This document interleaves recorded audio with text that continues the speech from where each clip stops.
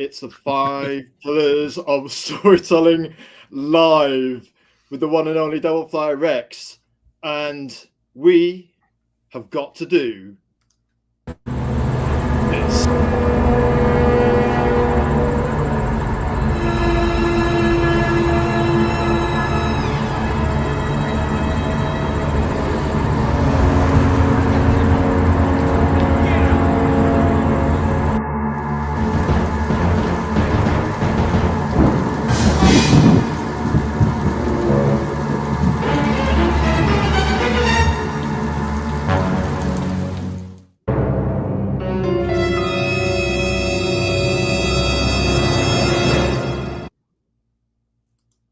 Gosh, that still looks so dramatic, doesn't it? We like that. We have to remove I, that from the stage because it gets in the way of playing your trailer later. So that's one thing I've learned. I think I think I can identify that music is from the Planet of the Apes. Sounds like it. Sounds like Mm-hmm. it. Mm-hmm. We've got some royalty-free stuff that we kind of used for the trailer and piece different sound layers of sound effects and ambient stuff and music together to create some a bit dramatic to get that sense of the your Bronze Age kind of trailers. Yeah, Yeah. Are you Planet going Ape, through? that sort of thing. Are you going through StreamYard? I'm just wondering. I think you are, aren't Yeah, you? we are going through StreamYard. We're trialing it. We've actually last week. We're a bit cornered because we used all our demo time up. So what we did, we actually decided to pay for a first month and see how it goes, and we'll see how we go from there. You know what I mean? Mm-hmm. Mm-hmm. It's very easy to use, but I'm just wondering if they're competitive on a monthly price for the starter package that you pay for. I think they could be a bit keener on the price. I think somebody took them over and upped the prices a bit. Right then, you know what we've got to do now? We've played the trailer. Mm-hmm. We've got to do. Hey, Crenshaw. We've got to go through our spiel, and spiel we will. This is the 5 pillars of storytelling. It's Azrael chatting to Rex Christian. I'm your host.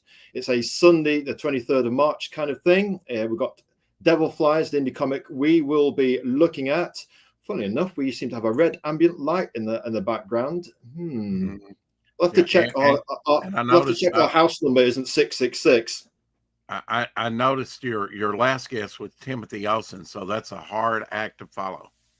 Yeah, he's a whole lot of love and a whole lot of passion for Melvin, and we thought, you know what? Sometimes in life, you want to get into it. You got to get into it. We are Mm-hmm. 7:50 p.m. Greenwich Mean Time, UK time, London, and we're going to do a bit of this host introduction. Tell you what, why don't I think as you get older, you need to have text a little bit bigger. Stop counting at 29, folks. Host introduction: who, what, why, and the how. Hello there. Welcome to the 5 Pillars of Storytelling Live, where we talk about art, comics, movies, games, and toys. Look at the green light. Get that connection going with the audience, Azrael. From the past, present, and future. I'm your host, Azrael, and my secret identity is Carl Prometheus. Storyteller, artist, and promoter is our focus for indie comics, indie creators, and to help do our bit to grow the indie comics community. The more followers we have, followers here on YouTube, followers on X as well, the more followers we have, we can gravitationally amplify your book. The more of you, the more we can push you. Our style is universal. We can be watched by creative families. No drama, no swearing and stuff like that. No, we want to keep the drama inside the comics. The more universal our audience, the more people can reach with potential sales. Creative families, creative adults, and the creative younglings to be that place that, you know, back in the 80s, you thought, if only I knew how comic creators actually did that and take advice from resident experts, such as people like Rex and other guests we've had on the show so far. Our motto is to listen, to learn, and to share. And hey, let's do an inspiring quote while we're at it. Comics are an international language. They can cross boundaries and generations. Comics are a bridge between all cultures. I wonder who said that. And a particularly important quote from the very same legendary creator, Tezuka, especially pertinent for indie comics. Now we are living in the age of comics as air. So then, let's go to our next slide, where we've done a bit of a background check on Rex Christian. Hope you don't mind. Uh-oh. Hope you didn't catch them. So we've done a bit of prose for you, Rex. It's Rex Christian at Del Momentum on X. He's a writer, a good-humored friend to the indie comics community. We love him. Testimony to our Bronze Era heritage. He's knowledgeable. He's a warm, cozy five nostalgia, a decent human being who makes you feel at home on his show with his thoroughly charming silver fox of a personality. Comic book creator of Devil Flyer and a super collector. Yes, folks, he had his entire collection burnt down to the ground once, and then he come back with a super collection bigger and better than ever before. Although we lament that John Byrne Avengers Faces thing, that he can't get stuff like that back. It was unique. He's a host of a daily 4 o'clock shadow show, which I've been on myself a few times to bask in the glow of his nostalgia. And that's on YouTube with co-host, battle-hardened backer of indie comics, Shadowhawk. We say hello there, Rex Christian. Hello there, Rex Christian. And my doggy Abigail down there.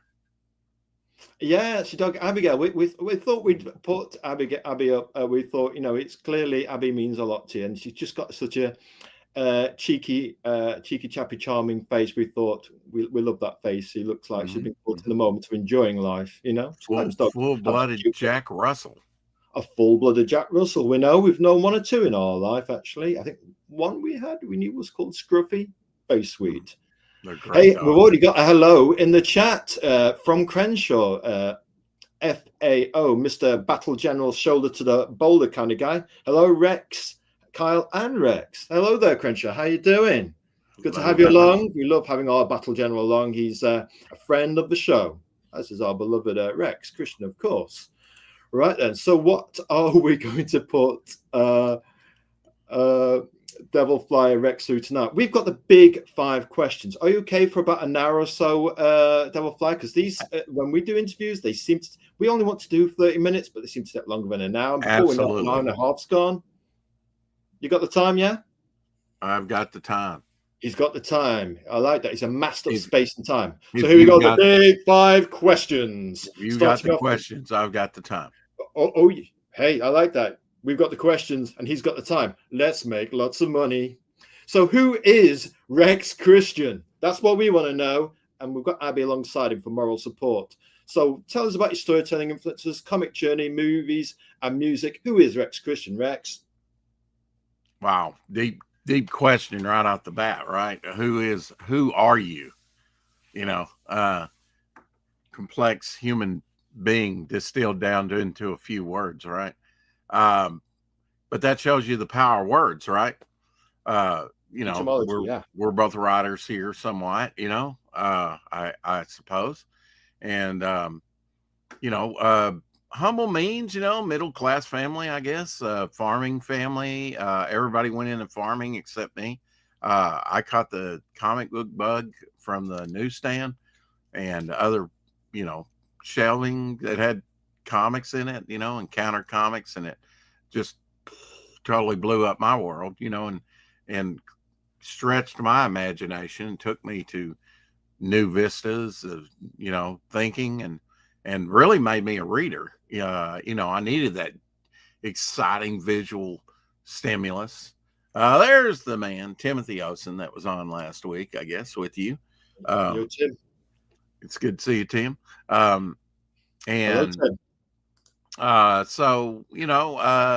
Comics made me a reader and just expand my consciousness, if you will, my reading, and just was into reading comics and didn't really have anybody around me that read comics too on a regular basis or anything that I shared with. It's just something that I kept up with till adulthood. And yes, I did suffer fire in '97, destroyed my first collection, about 16,000 comics. I reckon I have about 30,000 today, along with original artwork and production artwork and different things. So I've been a collector. I started collecting rocks. Down there on the farm, I'd go around and collect arrowheads and grindstones and things like that, that we would just find out in the fields, in the sandy fields. A lot of rice farming around here, soybeans, milo, which is like, you know, a grain that you feed to cattle and things. A lot of people don't know what milo is. Um, Cotton. My father really didn't do a lot of cotton, but in the first few years, I think he did 2 or 3 years of cotton. Uh, he did peanuts one time, and I think he did kale at one time. During the Jimmy Carter years, he did a small patch of peanuts. And then he tried some kale, and I was like, wow, he's really branching out into some weird stuff for the area.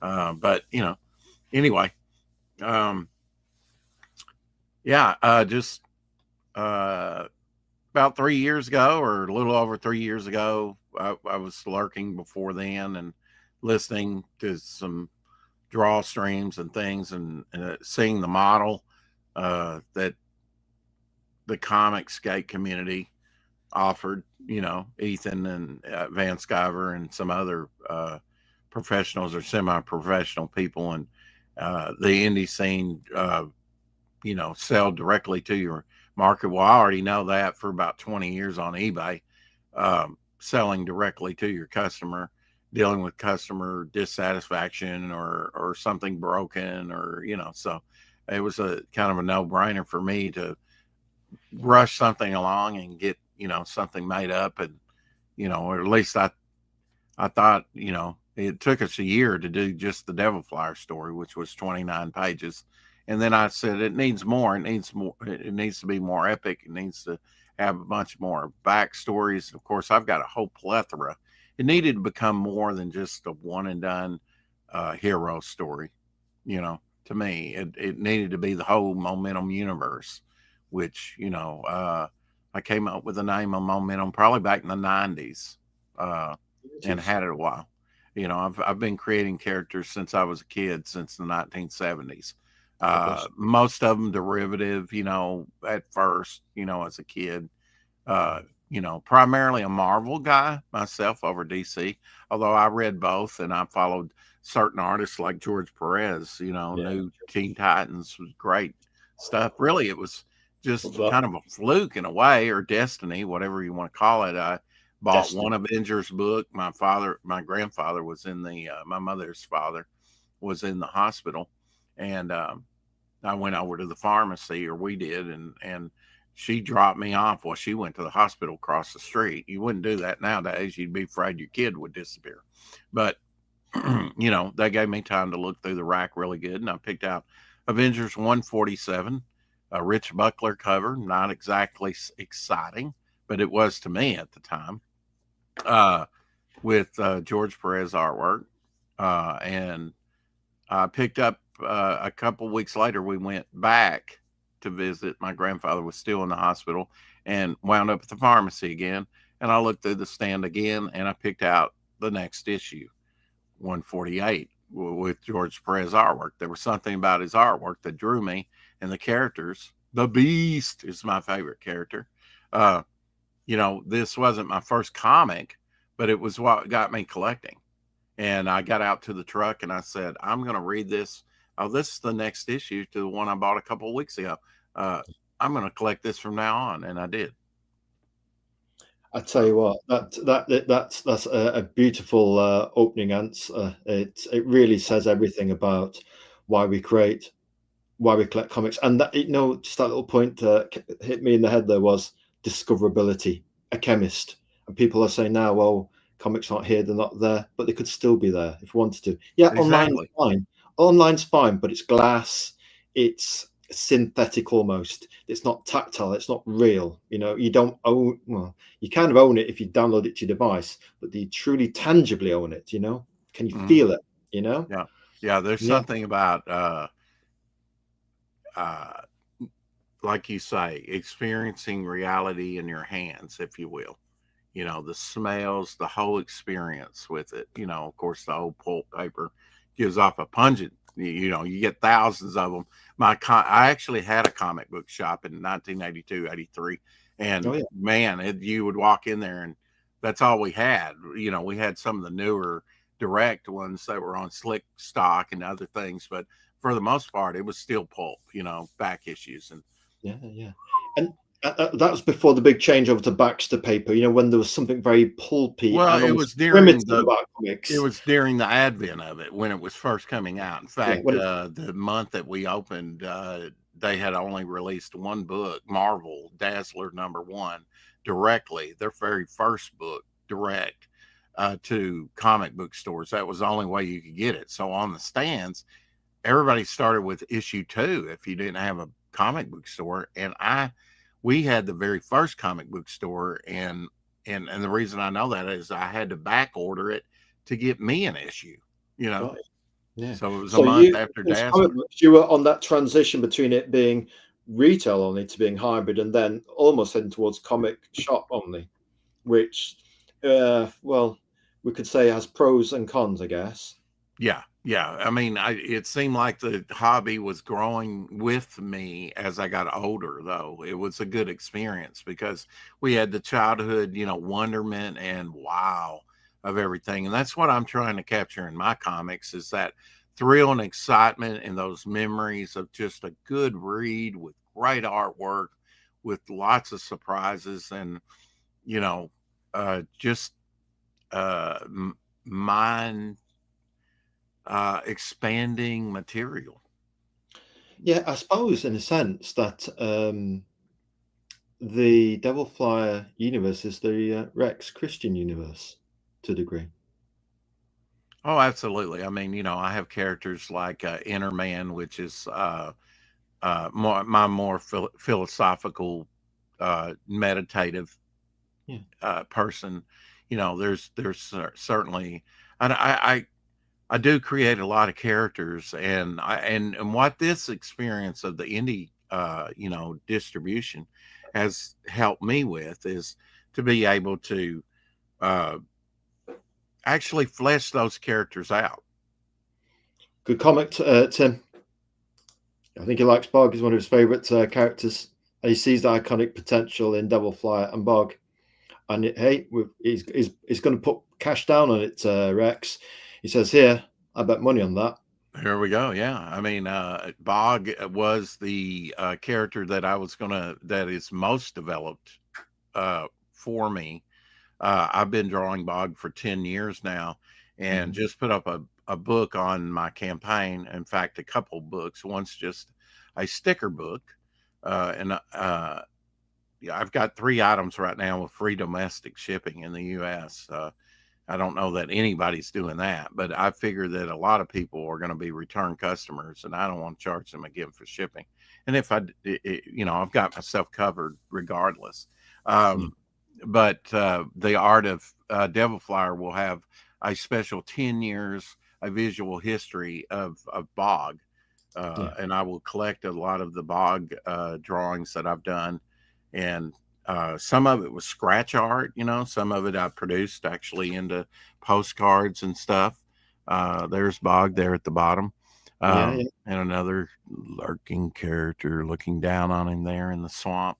Do you know one of the things, Rex, we were looking forward to with having you on as a guest was that we thought, oh, we won't do so long a presentation for him because he can show us all his stuff. But then we thought, no, he's going to get the same 5-star treatment every other guest gets, and we're going to work through, want to know you, yeah? And you can show your stuff as well, and we'll give you the time to let the tapestry of your life, which, having been on your show, we feel if you've got the time, we've got the questions, and we like to use these ears to actually, we'll be very quiet, we'll let you do the talking, and we'll want to hear about the colourful tapestry of your comic journey. That's the whole point of what sets this show maybe apart from some others. We want the drama to be all about what you're doing, if you know what I mean. Yeah. And there's lots of colours to Rex, and that's why we just want to tickle you on that comment you made. When you went to the chemist and discovered those initial Teen Titans with Perez, who shines like the sun, even now, meticulous exactitude, you discover the next one because obviously your granddad was poorly in hospital, yeah? And then basically You know, you discover a comic shop, and then you've got this evolution. It's almost like your comic journey is growing with you. You know, it's there's almost a sense of destiny. Yeah. Mm-hmm. And then, you know, we're going from those pulpy primitive papers, then we're going to Baxter paper, and then the colour's a bit bright and so forth. So comics on that Mondo. trajectory, and so is Rex, Devilfly. Side by side, you're also developing ideas and characters and concepts along with this comic journey, and you're almost going on this, you know, footprint journey in the sand of your comics destiny. I like that. You know, almost like walking along a kind of cosmological beach. You know, to me, you know, with your trouser legs rolled up and you know your shoes in your hands and your bare feet, having that tactile journey. That's what comics are still to us, a tactile, visceral journey. You know what I mean? And it's full of the colours, all the colours of Rex, all the wondrousness of Rex. And we like the fact that what you said was you're trying to put that into a comic and capture that magic. And that's the perfect way, perhaps, to infuse your comic creation, all skills. We've got no question for you. Okay. What does he create? I think you've alluded to this already. We've kind of like stumbled onto it. So, what does he create? Devilfly, your universe, which you've alluded to, the elevator pitch. If somebody walked up to your convention table and asked you to say, "What's Devilfly all about?" then what would you say? Basically, an individual. It's a redemption arc, you know, of kind of a lost soul that's kind of lost touch with himself, and he's kind of been helped along by evil. You know, again, the concepts of good and evil are marked from the very beginning of mankind, just about. So, you know, that's conflict, and then part of the journey is how do you resolve that conflict. You know, that's what really grabs readers, and he's kind of made a fast end deal with the devil, if you will. I'm just speaking metaphorically here, and uh, he along the journey learns that he's not the only superhero and superpowered person out there. The world's been thrown into a second age of chaos, if you will. Uh, the world has been affected, and it's figuratively speaking, like Pandora's box has been opened again and on the world, and there's more chaos than ever. And I think that's a very modern take on the first part of the 21st century, that we've seen a lot of chaos in the world. So I think it's a very prescient and timely story. You know, everybody likes a good redemption arc. I think that goes back for a very long time in storytelling, and um, you know, he has to band together some other superpowered beings, whether they be good or have an evil bent to them. There'll actually be some villains fight to save the earth as well in the end of the arc, which is going to be over more than 6 issues, really. But now, why doing the prequel here is to basically get the elephant out of the room. We did a comic, basically, Devil Flyer, and then I started adding to it. And so it began to grow and grow and grow. And Bog, actually, that Timothy mentioned, is kind of like my Swamp Thing, Man Thing character. He, we meshed together with the creator, and we did a Bog story. I've been sitting on some stories that I had created back 2.5, 3 years ago. As well as, like I said, it took us a little over a year to get Bog done, or Devil Flyer, the story done. But I had to get this large story of 29 pages, which is a comic in its own, out of the way. So I'm doing this prequel, and Yeah. I'm going to really give myself even more before I start launching a number one issue. I'm going to do a 0 issue next. To make sure that I lay a good foundation for good characterization, and hopefully these characters will develop a personality to the reader. I think till they get a sort of personality like Nightcrawler. The X-Men is kind of religious and very sort of inward viewing type character, but he can be a swashbuckling, uh, you know, fun character that jumps around like Spider-Man. Uh, Colossus, his own personality, Storm, these group settings. And groups are kind of, I can see they're kind of hard to do than just kind of one and done character with maybe some side characters or secondary characters like Perry White, Jimmy Olsen, or Lois Lane.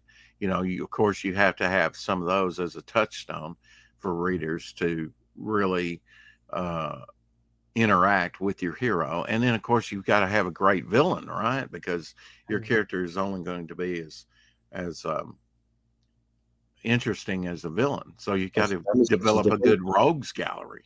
Yeah, a rose gallery, yeah. Mm-hmm. And so basically, we're going to do, starting with issue 1, we'll have like 6 stories, 5, 4, 3, 2, 1, and then with the climax of the 6th issue, it'll just, though all the other stories will be rolled into one under one banner called Devil Flyer, and his comic will truly become his own. I'm trying to do something different in comics that I've not seen done really in this manner, and it's I think it's been an organic thing over time, just giving myself time to think about it a little bit more than just the initial surface story, and how epic can I make it and still make it manageable. And I think that's we're trying to redefine, actually, within crowdfunding and the indie scene. We can't do monthly, we can't do monthly, we can't even do quarterly really with the crowdfunding, it seems like, unless you have the resources. If you had the resources, you could do that. But then why do crowdfunding? Just become a publisher and get the stuff out, hire the appropriate people and get on a schedule and get a backlog. That always helps, and, but I'm not ready for that. I'm not ready for that. But we are kind of redefining the cliffhanger. How do you, so all my stories within sort of my superhero anthology, which is also done different. Like Bog has a horror bent to it. Devil Flyer basically has a pretty straightforward hero story. We've got some noir elements in it. We've got Western characters, so there's different time periods which are represented within the book. And with an anthology, I think, a lot of people, I've learned a lot just being online, that comics are kind of niche. Yeah, I guess they are, but I've never really kind of expressed that because I want them to be the greatest thing out there. That it seems like the hidden gem in the earth that a lot of people don't know about. Comics are great. Comics need to be great. That's our modern day, as Kemp would say, our modern day mythology. That is our Heracles. That is our Aphrodite. That is our Zeus. Or whatever you want to call it. It's our modern day. Batman speaks to us as the everyday perfected man. See your Batman shirt there. I don't know if you're Batman or not, but yeah, there you go. I was waiting on that all this time. And yeah, and you can do, you establish a good basis, then you can go on to bring in a Robin and of course all the secondary characters like Commissioner Gordon and all like that. But then you can bring in new villains, and you can bring in a Batgirl, which was a long time coming. You can bring in these characters that so basically, to get back to your question though about what am I writing? I'm writing a little bit of everything. I'm very excited about the Western bent that I'm working on.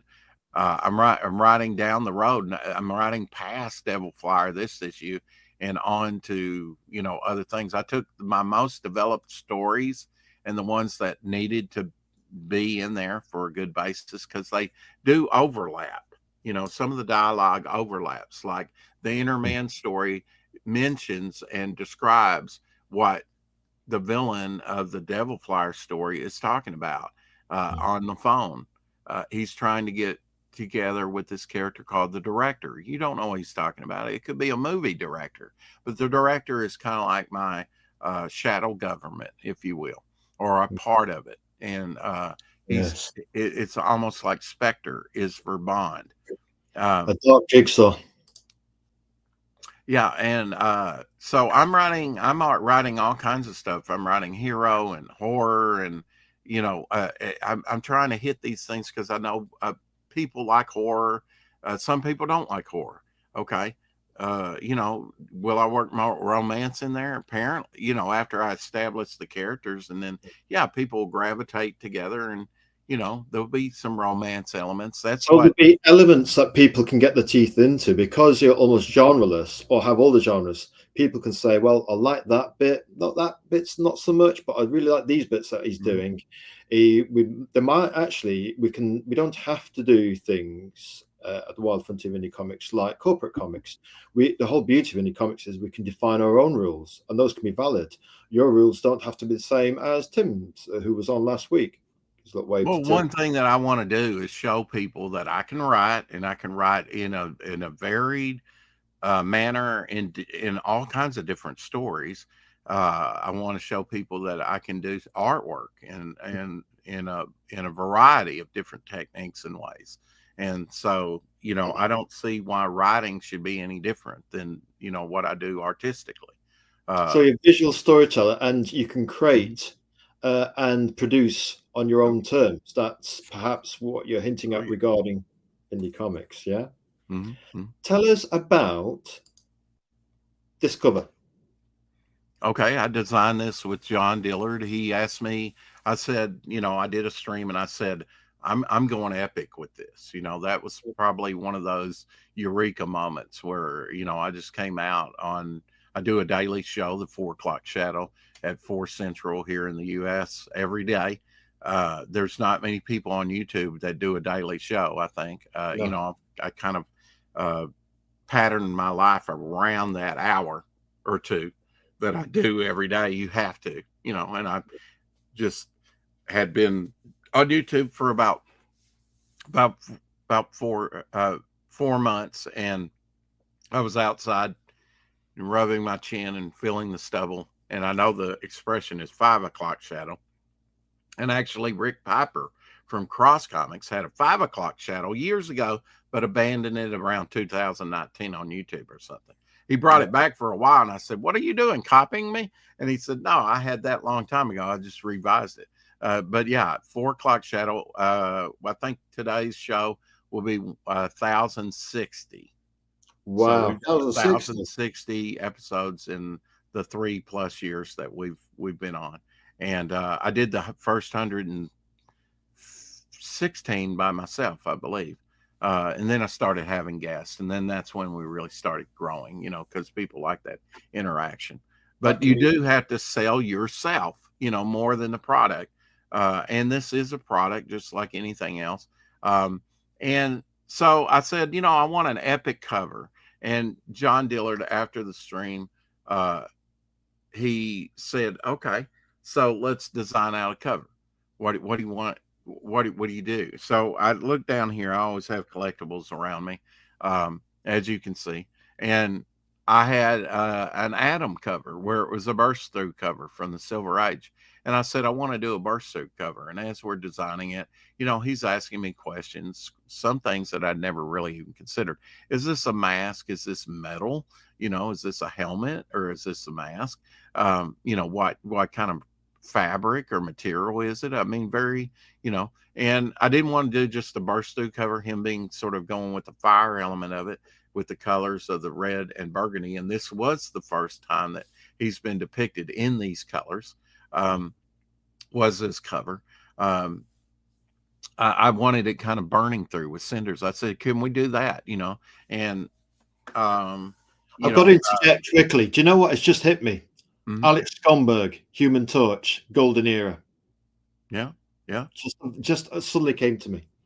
Yeah, we've got Well, 14 characters on there. So I wanted it also to reflect the other, that it's not just about Devil Flyer, but the whole Momentum universe, and that there's a lot of exciting characters within that universe. so it's And almost the opening up the portal to your universe, a gateway, uh, a kind of doorway to your universe. aptly put, and that's almost a spoiler when it comes to portals, because there will be some time travel and some quick travel from point A to point B. You had to figure out, all right, how do I get from point A to point B, and Yeah. get very quickly, and to feel like, okay, I can believe in that, and it Yeah. not be too far out of the realm of believability. Yeah. So you have to think about, okay, people want to know Devil Flyer's origin. I'm not going to give it to you, folks. I'm right up. I'm with you. Right. You're not going to hear his origin till issue 7. Well, that's years off. Okay, how be it? At least you're going to get the promise of an origin story, and a backstory with Devil Flyer. I want him to be a mystery for a while. I want you to vacillate. Is he a good guy? Is he a bad guy? He's on a redemption artwork. Is he going to fall in the end, or is he going to stand tall? You know, that's part of the journey with Devil Flyer, and that's only a single person within this big, vast tapestry of a universe that I've been creating for some characters, like my Sea Demon character, 93, and I can still consider him, after 30 plus years, to be a new character that I created. You know, Bog, it Relatively. seems like yesterday I just invented Bog, and that was 10 years ago.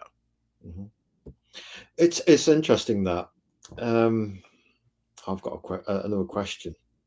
I do. It'll come to me in a little while. Tell us about this cover.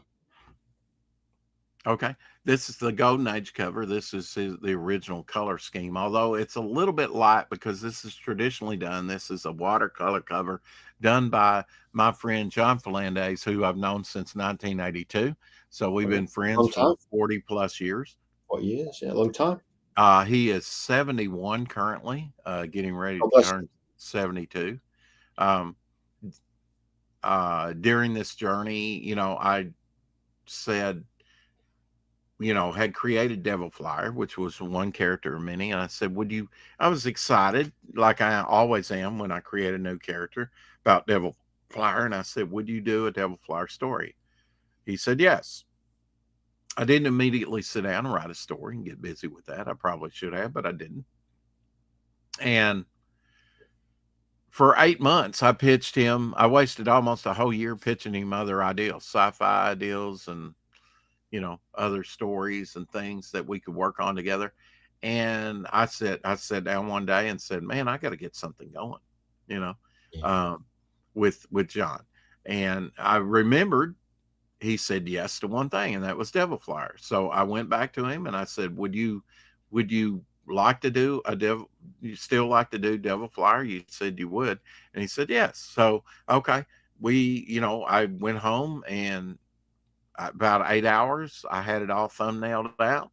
And I went back to him and showed him the thumbnails of what was going on and ran him through it, made him copies, went out to the copier place and had copies made of my thumbnails, and gave him a copy all stapled together. And we sat there and I went through it together. And I was on the Devil Flyer story. I went with the Stan Lee, Jack Kirby, Steve Ditko, and all the other creators, Gene Colan, way of doing things.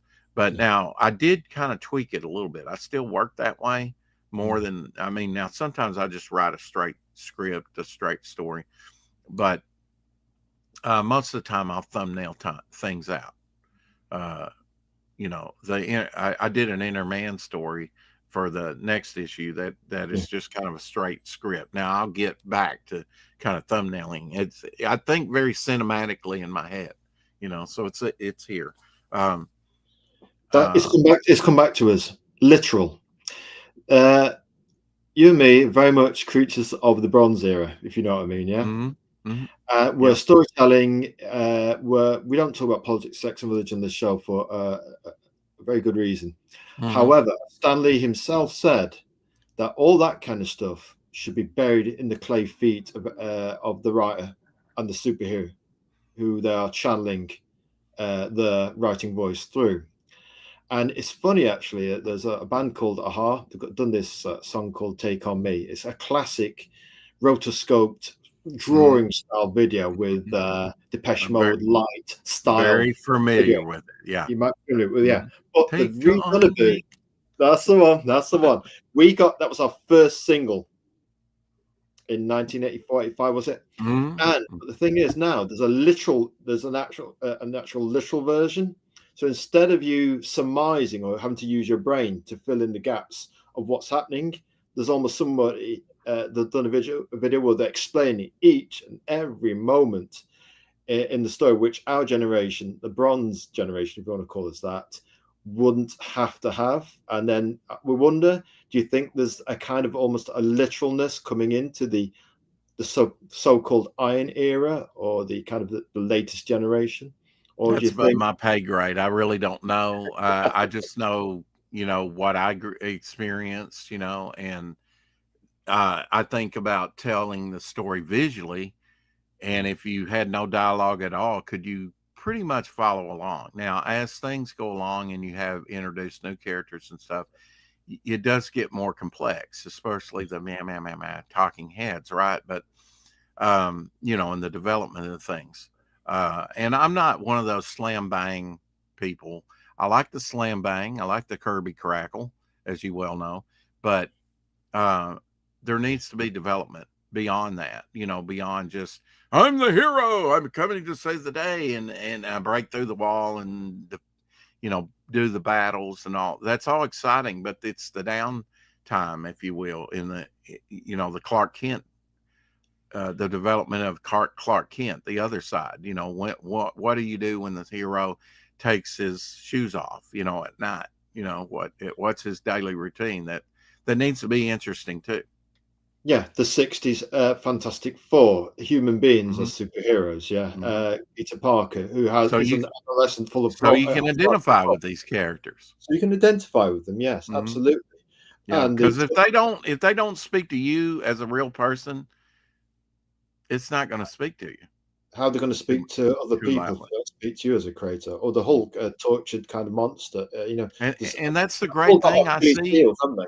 Go on. That's the great Azrael. That's the great thing I see about having a plethora of different characters is that, like I said, Innerman, he's more my pensive, thoughtful, philosophical Oh, yeah, go on. side.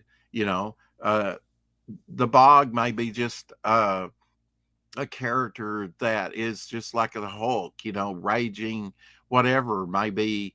Uh, you can project yourself or parts of yourself into Mm. each little character, you Yeah. know, and the female character, maybe that's why I haven't created a lot of female characters, Mm. because they're still a mystery to me. Women are still a mystery to me, even at my age, and I'm nearly 60.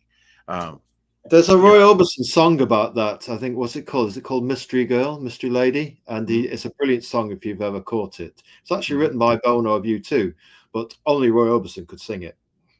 Yeah. Well, a lot of people like the ladies, and I know you got to have sex appeal, and we don't have just one mono race. We've got male and female, and I'm very excited about Midnight, who's in the book. Just kind of first, look at that character that I created a couple years ago, and she's very Batman like. I did not have that in my mind while Mhm. developing her. It's just it came out of several days of thinking and also watching a lot of westerns, putting a lot of dialogue down. uh, you know uh, I do it old school where I write and maybe even have illustrations front and Yeah. back, and I bound some of this stuff. um, I like that, the and way you've actually bound your original notes, almost like manuscripts. That appeals to us. Again, it's tactile. It's a Mhm. real deal. Smell it, feel it, paper, tactile situation, I isn't it? think I've got a great memory. I can remember back to a very young age, to about 2 years old or maybe younger, with a few things, and I retain things. I can't tell you why. There's certain things I don't retain. People's names, but now the visual faces, I can Similar pick to pick you out. very I can pick you out decades later. yes. Yeah, So I very have much a done that visual with people. person. Very visual, and I think that's why comics appeal to me. I always say that while thinking about it, the visuals will. will capture you, the the the words will keep you. The story Yeah. will keep you. Um, you've got to have a good story with those visuals. I Yeah. think we've had too many. We've had the pendulum swing both ways, where a lot of great storytelling, but the visuals aren't that great. And we've had some great visuals with very little story. Especially in the image era. You know, uh, and you've got to have a great combination of both. Doing a comic has been one of the most daunting things that I can think a person can do, because there's so many facets to it.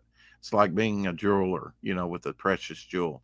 It has very different sides to it. You have the art, the inking, the lettering, the editing, you know working, whether it be collaborative or whether you're doing it all yourself.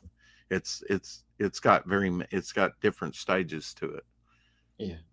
And that can be relentless in terms of scheduling if you want to do it on a monthly basis without Hmm. the resources of a corporation behind you and a whole team behind you that Right. are battle trained professionals to actually deliver on that relentless schedule.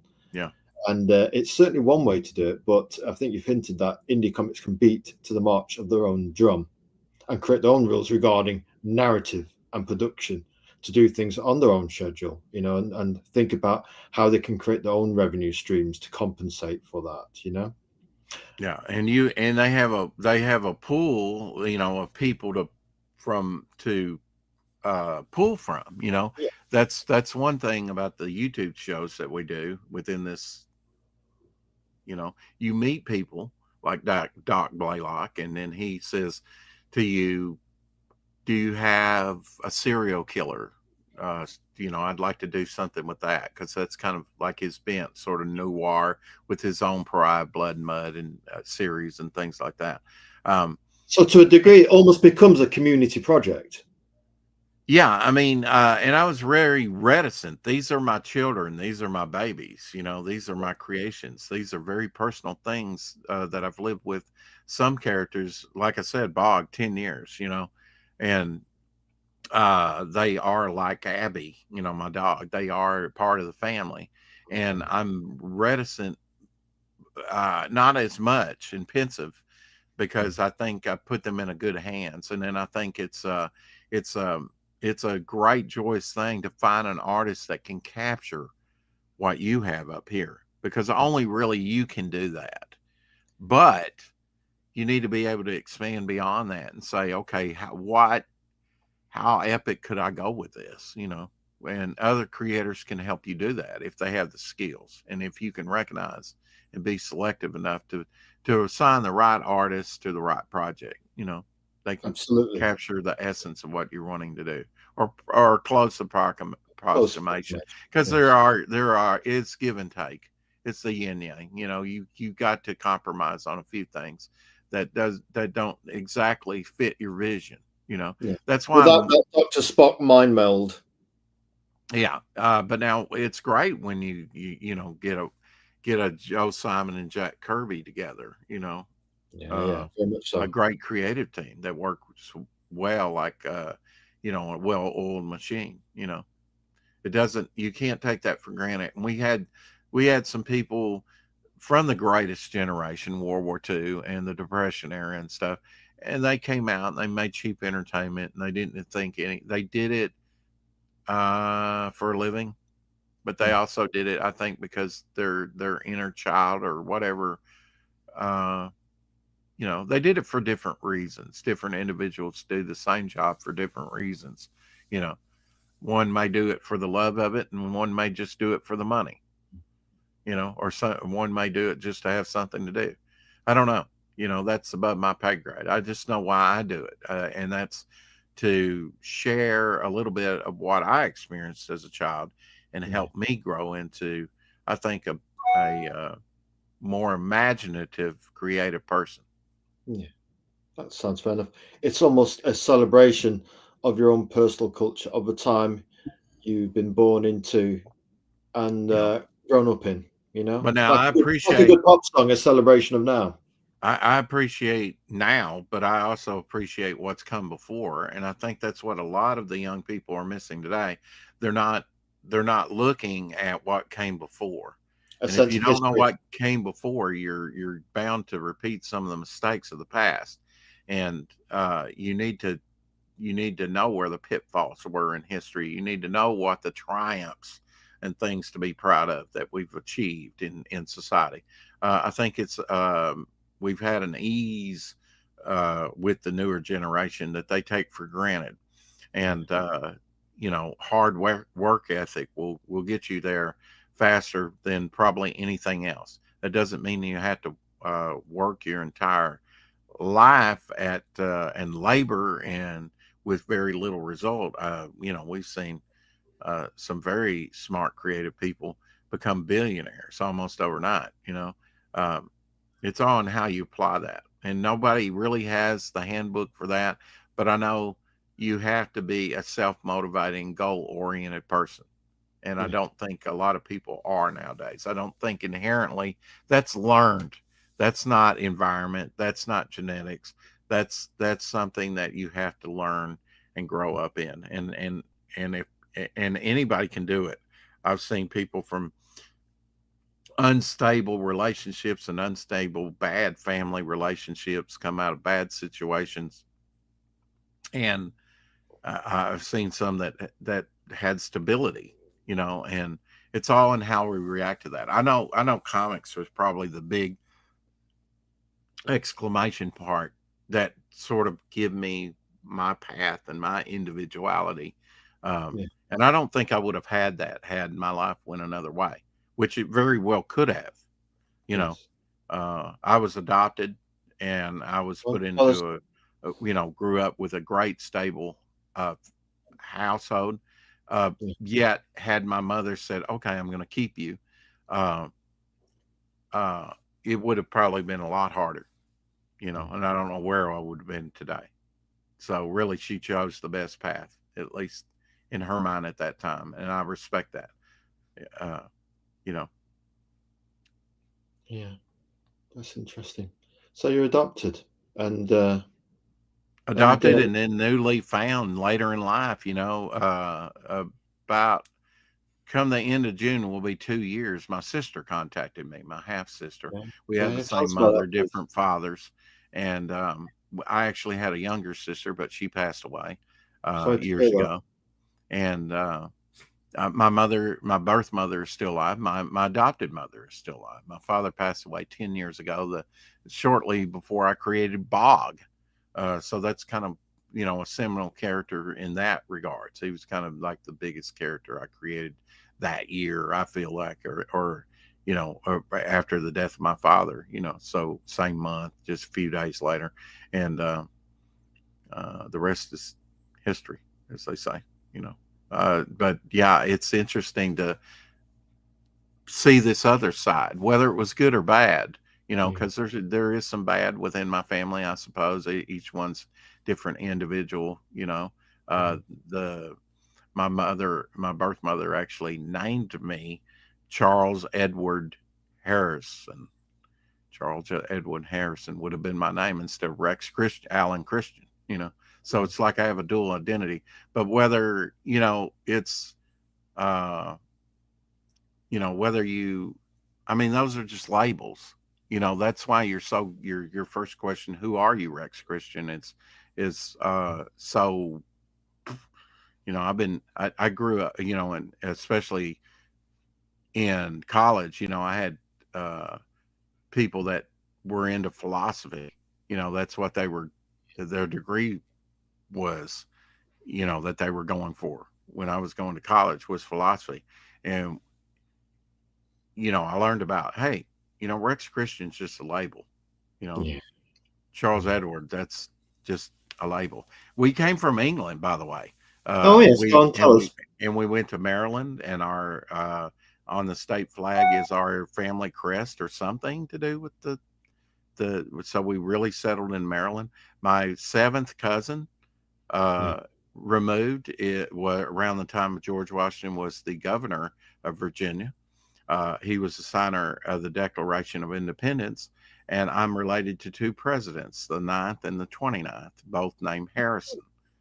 But when we moved to Arkansas, we changed our name to Harris, and there's a story about that too, about how we even changed our name from a more English sounding name to Harrison, and then to Harris.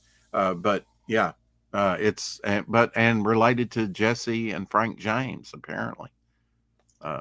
So you've got Too. this rich tapestry of a history and a Mhm. culture, and every family has its own culture within the overall culture. You know, your history. Those who don't learn from history are doomed to repeat it, of course. But your But sense of even if I didn't know any of that, which for most of my life I haven't, yeah, uh, I'm my own man.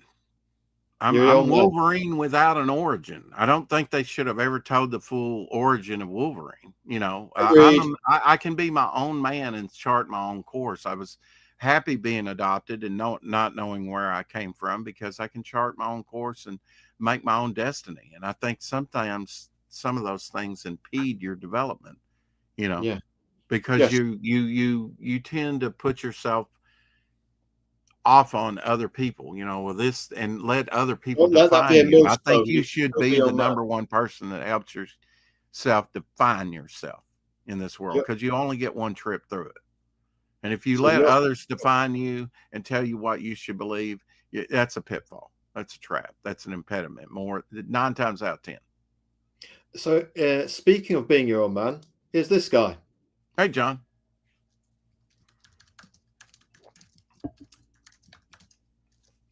Yeah, did a trailer for John's Long Box. It was classified for a while, and then he's got himself a trailer. He's got some art, shining art by Renzo Rodriguez. He's asking how we're doing, so let's find out. Well, how are we doing, Rex? Doing well. The campaign's doing well too. We went over $4,100. I think earlier today or yesterday, and we woke up to that. It's like, wow, okay, we just we went deeper into 4,000, and then we went over 4,100 earlier today, and so I couldn't be happier that more people are buying what I think is going to be a contender for one of the best comics of the year, in the indie scene, which has been years in the development. Yeah, it's all about being your own person in indie comics and being your own Mhm. comic and being your own tribe and being your own business plan and being your own megaphone to actually get the word out Yeah. into the community. And with that, I can't back everything that comes out. I wish I could, that there was that, and I do back, and I have from the very beginning, uh, many different projects. But um, I do employ a lot of people. On this project alone, I think about 22 people had something 22 to do with people, that's my a lot. campaign. So you're employing a That's a lot. sizable chunk of the indie comics community there, yeah? Hmm. Hmm. Yeah, I, from colorists to letterers to you name it, pencilers, and and when I first came on the scene, they didn't even know I was an artist. They just thought I was a writer, because I was hiring this person or meeting this person and having them do something, and then coalescing it into the stories that I wanted to tell. so in a sense, we're being our own Jack Kirby, or as John's Longbox says here, yes, we're all our own Stan Lee. Yeah, Hmm. we can be our own Odysseus in our Homeric poem and Odyssey journey. Yeah, Joseph Campbell's hero's journey with all the colours Hmm. that our life encounters and is and manifests. Oh, hang on a minute. Some good news for you, Rex. Oh yeah, I knew that. I knew John backed my book, and I appreciate that. He backed it on early on. Uh, and I hope that I hope the book that I come out with is uh, worthy of his collection, his vast collection. That it'll have a treasured place within it. That it's worthy of reading, and I know the visuals are on par with any indie book, I think. Uh, Speaking of visuals, that was a perfectly timed segue for Okay. John and Rex to have a little look at. Tell us about this variant cover. Variant covers are a thing in indie Mhm. comics community. I think they've made them more of a thing than even quote unquote mainstream, or as I call them these days, or we call them not so mainstream comics. Tell us about this one, please. Well, this is kind of like a what ifs type thing, you know. Jimmy Reyes said, Can I kind of redesign him a little bit, you know?" And I said, "Sure. Let's see what you can do, you know." Uh, and so this is a Virgin wraparound cover. Um, and this is the director there on the left. We talked about him earlier. He's kind of like the shadow government, you know, over that type specter, uh, you know, with his tendrils or his webbing all around the world, you know, uh, with his own evil agenda. Again, he's not the main character that Devil Flyer fights in this, but he is. I'm glad he got on at least one of the covers because he's in the background, and that's why I had his face initially when colored. That was the only thing that uh, I think John liked the way Jimmy had rendered his face, and so it stood out a lot more. And I said, no, it needs to be darker in the shadows Yeah. because that's who he is. And then that also pushes Puppet that Master. menacing looking hand forward. Um, and so here's the Virgin cover by Jimmy Reyes and colored by John Dillard, who I think's only been coloring for about a couple years, but he understands light sources, he understands perspective, he understands, you know, just about every aspect of to making a great image. And Yes. so I think it was in very capable hands. I think he brought this to next level. You know, Yeah. Jimmy's work was great, but I think he made it really sing. Yes, I think so. That Puppet Master idea, and it's got that almost classic golden and silver era kind of motif, Hmm. of montage of different elements that, somebody's pulling the strings in the background so you can have uh, a cover with narrative depth. Exactly, and I think covers the most effective stories. Covers have the story in mind. They Yes. they are linked with the story. A lot of times we do pinup covers and things, and that's okay. I think with John Dillard's first cover, with him bursting through, it still shows you the different characters and story, but it's more of a pinup type cover. This one here is more story rich, I think, with Yeah. the menacing figure in the back. Even though he's not the main villain, he is behind the main villain. In fact, the main villain, Cy Marco, which is a pretty straightforward story that goes up against Devil Flyer, the Cy Marco crime family of Chicago. Chicago being, I wanted to set it in a real place where Devil Flyer was, and Chicago, the home of the skyscraper. Yeah. has a rich history in mobsters. Yeah. Yes, and skyscrapers. Yes, and you got that. Chicago's probably a good place, isn't it? The Windy City and all that. Hmm. Hmm. It's a very a place with a lot of heritage. Home of the skyscraper and all that lot. And wait a minute, I tell you what. Hey, John Slombox, we're glad to have you here. We really are. And I think John was saying, yes, Martina is taking a high-res photo for a cover. He's got his own variant for Heroic Tales 2, and he's got somebody does cosplay or something, and they've done a photograph of his character Mary Sue, and basically he's thinking about having it as a variant cover. I saw that today. He's been posting that. I think he launches like April 3rd, I think. So here, the second issue in his comic endeavor. So I think that's so cool.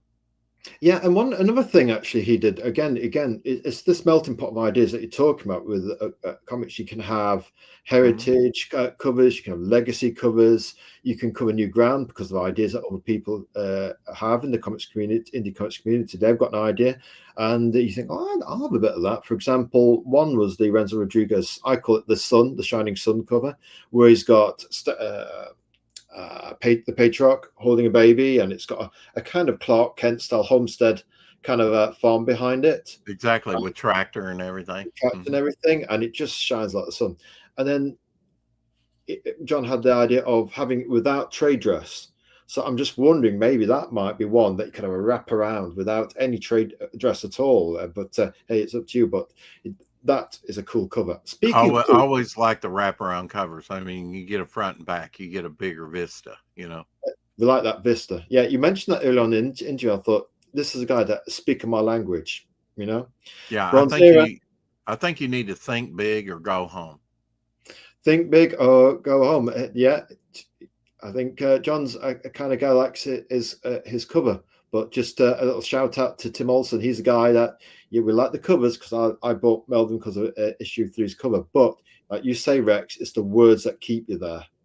Exactly. The visuals will capture you. The story will keep you. Yeah, absolutely. You know, if it's a good story, and it should be. You know. Well, yeah. I mean, it's interesting. You're never too old. I don't think of myself as old. I don't think of you as old. But yeah, you know what I mean. I remember being a youngling in the Bronze era. You know what I mean. I don't Hmm. go into ages because I was raised by women, so they were touchy about the age, and I don't go there. But you know, you're never too old to create, and that's what I sense in you. You've still got fire in your belly. If by the sounds of it, that fire's always been there, and if anything, that light, that fire burns, and hotter now than it ever did because you're more resolved and you You're battle feeding hard. the fire. You're feeding the fire. You're It's feeding the fire. hotter and hotter and hotter. Yeah, I don't think I've ever been as bright. You know, as I have been right now. Well, you know what? You sound like, as a creator, you sound that you're excited for Devil Flyer, and so is John's Lombok. He says, "I'm excited for Devil Flyer." Yes, indeed. And I hope to fulfill in July. That's what we're shooting for. If we Shoot for miss the July. mark, you know, I'm going to try not to miss the mark. But Trying to get it within the month of July. That's what we're aiming for. You've got all your mm, variant covers there. Because tell us about this one, because John's an admirer of covers, as we know, in terms of getting them. You know, that idea of you've got some vision in your head, and you've got mhm. trying to impart that to your artist, who hopefully will produce a result that you've got in your head, as you've alluded to, Rex. Yeah. Right. So tell us a bit This, about this one by Tank Ferret. It's Golden yeah, Age cover B. yeah. And he's also doing the same thing here with the color switch, which was the ideal for the. We looked at cover A by John Dillard, and he had that red and burgundy scheme and was more fire-like with his wings. But this was the original vision here, which was a Doctor Strange and Spawn Ah, kind of yeah, a character, you know, with a little night crawler with that devil tail, and gave him a pitchfork, and you know, it just kind of suggested Devil Flyer the name. That's how I came up with the name. I often do the visuals and then come up with the name. yeah, Sometimes it's reversed, but very rarely. Uh, this is Cy Marco with the eye patch there, yeah. and some of his gangsters there in Chicago in the background. Um, this is so I said we'll take the same image and we'll color it two different ways. So on the John Dillard cover, he will have the more flame-like wings with the red and burgundy, and then on the Golden Age cover on the back, he'll have this blue and gray costume with the green energy, the spawn-like energy, the Is Golden it Age. Mhm. almost a sense of that a character can evolve through the different eras? Exactly. You, Yeah. you don't. I mean, obviously, I tend to, despite my tender years, I don't tend. I tend to think of Batman as he was in the Golden Era. I tend to. There was this beautiful cover highlighted on our X space yesterday, and it's to celebrate DC's current history. If anybody can make sense of it after what happened with Crisis, Hmm. God bless them. Yeah. But it's a beautiful retro throwback to Harry G. Peters, and it's been Mhm. fully painted in that Alex Ross style, and it looks absolutely gorgeous, absolutely rich. I managed to get a like from the artist for our comment, and I have often wonder about that, Rex. As a comic fan, do I expect comic characters to stay as they were in the golden era all the time? I think, just a personal point of view, I don't mind them evolving as long as that continuity line is, I'll say broken, because you look at Sunday newspaper Yeah. strips or daily comic strips, they have a timeless formula and they evolve, I guess, we guess very slowly, Right. and change over time rather than breaking it like Crisis did. And then obviously, I don't know, let's say Golden Era Superman is George Reeves, isn't he? He's a brawler. Then you get to the Silver, Bronze Era, and then you're moving towards that Christopher Reeve style nobility. Yeah. And then, not too sure about the latest one, uh, for the latest Superman movie. We'd have to see that to fully judge it. But didn't mind the Man of Steel one with Henry Cavill. I guess that you might call that what, an Iron Era kind of Superman, showing the very hard edge of what superheroes can do if they really go at it. The whole Mhm. city's getting leveled. It's very gritty and almost dark kind of the era of Superman. What do you think about characters evolving over time like that? Yeah, I think that's yeah. I mean, to keep it fresh. I mean, the characters need to, uh, build upon the story needs to build, and keep building.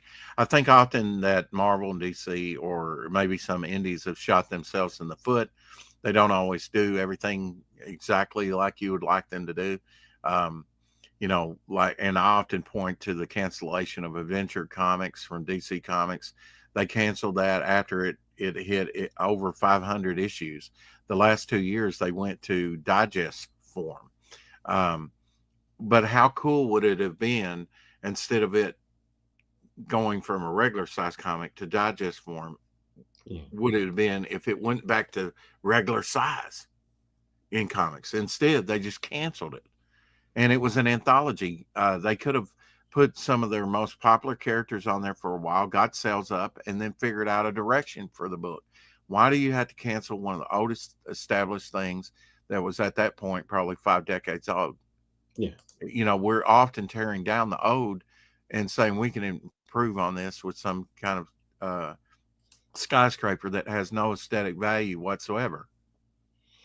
We have to keep aesthetics in our society and our culture, and I think heroes, our modern day heroes, help us do that. I think that's a touchstone. We need to have role models. We need to have role models for young men and young ladies. I think that's why Wonder Woman was created, right? Um, Yes. so to Absolutely. go, your question was, does about an evolving character. Look at Daredevil. He was in the yellow red costume. At issue 7, he went to the all red costume. In the 90s, they gave him little blades and other things. So his costumes went through some changes. Of course, Spider Man, he's been through the meat grinder in a lot of different iterations. Um, yeah, I mean, comics came out of the pulp era, for cheap entertainment, and I think that's the most daunting thing in comics today is how do we make it affordable? They're kind of a boutique, especially in the crowdfunding scene. They're kind of like a luxury item, and Yeah. they're a high end luxury item. Although I know a lot of people have tried to, and are successfully doing like $5 comics, things like that. Um, and I think we do need to be competitive, within the business market. Um, and I think, you know, uh, showing right at this point, uh, with the new Art of Devil Flyer book that I've got up on my campaign, you'll see 10 years of Bog. You'll see an evolution Yeah. and that was one of the things that I liked about growing up and seeing artists like even seasoned pros becoming better and better and better and better over the years, and you were kind of growing with their styles. Sometimes you liked where they wound up, and sometimes not.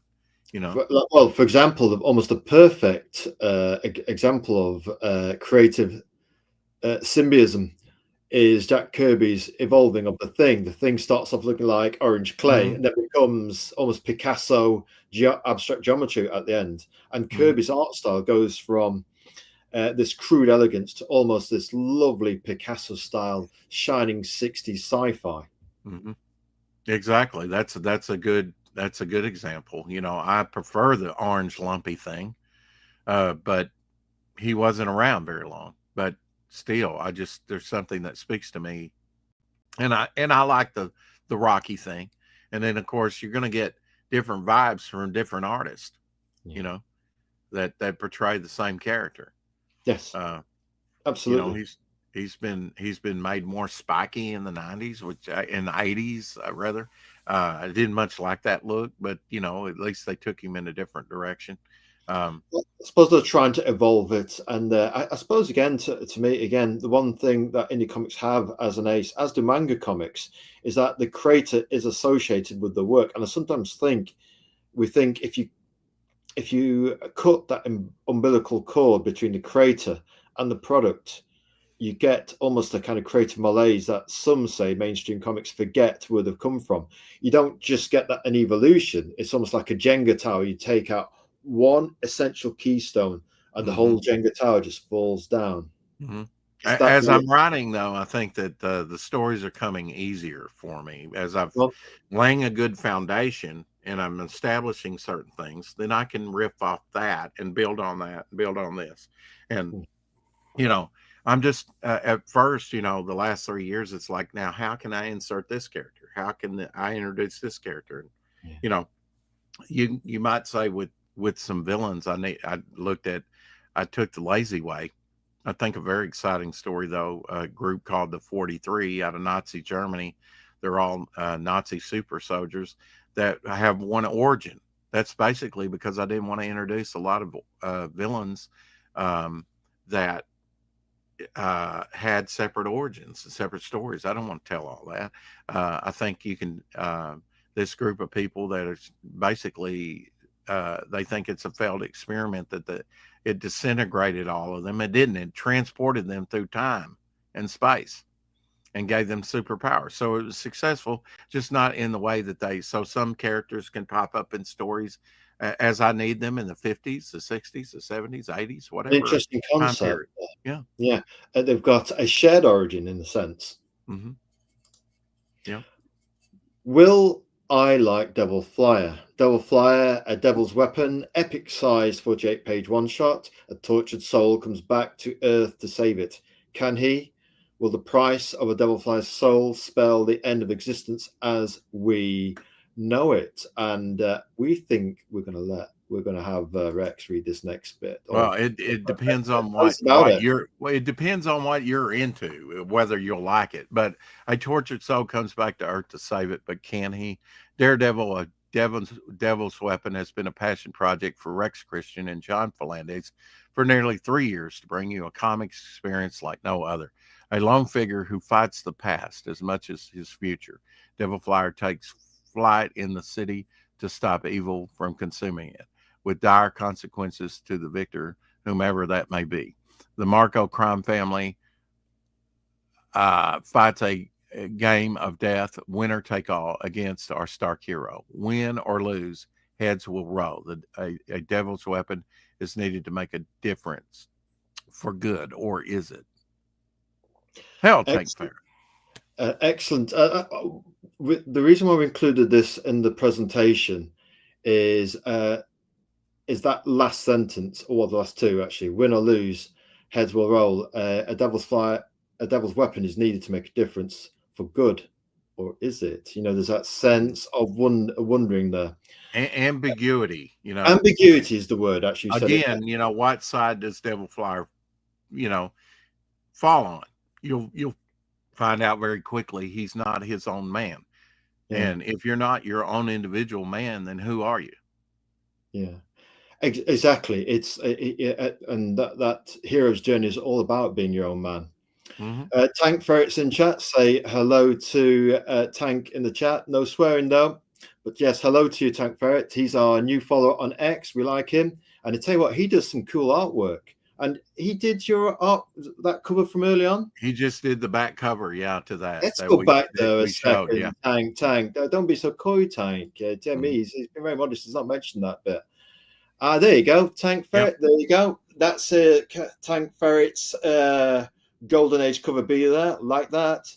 And we've been chatting about your cover, Tank. So we like that, and we like the luminous colors on it. But not only that, that heroes can actually evolve from the golden era to the silver era to the bronze era, and yes, the current iron era we're here. Yeah, just savor it for a moment, folks. Let's just enjoy it and just, oh yeah, you know that moment when you just that special moment.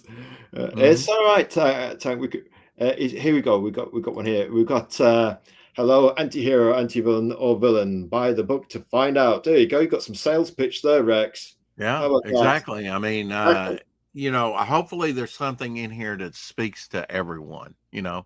Exactly. And when you work with different artists like Tank Ferret, they bring something that the another artist doesn't. They always bring something unique to the game, you know, a style, a look that perhaps the other artist doing the other story does not. So I like a smorgasbord, you know, of I do like the individual artist and I do like consistency.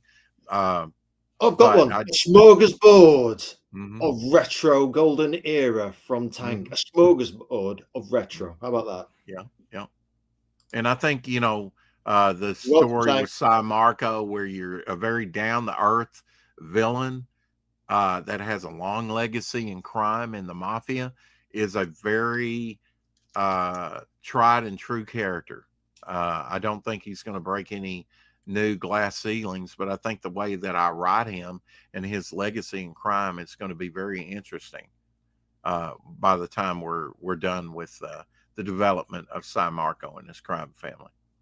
I'll tell you what, that idea, of legacy, to me, it's important. I think you've kind of hinted at a few times, explained it. Is that Hmm. history is so important. It's it's Hmm.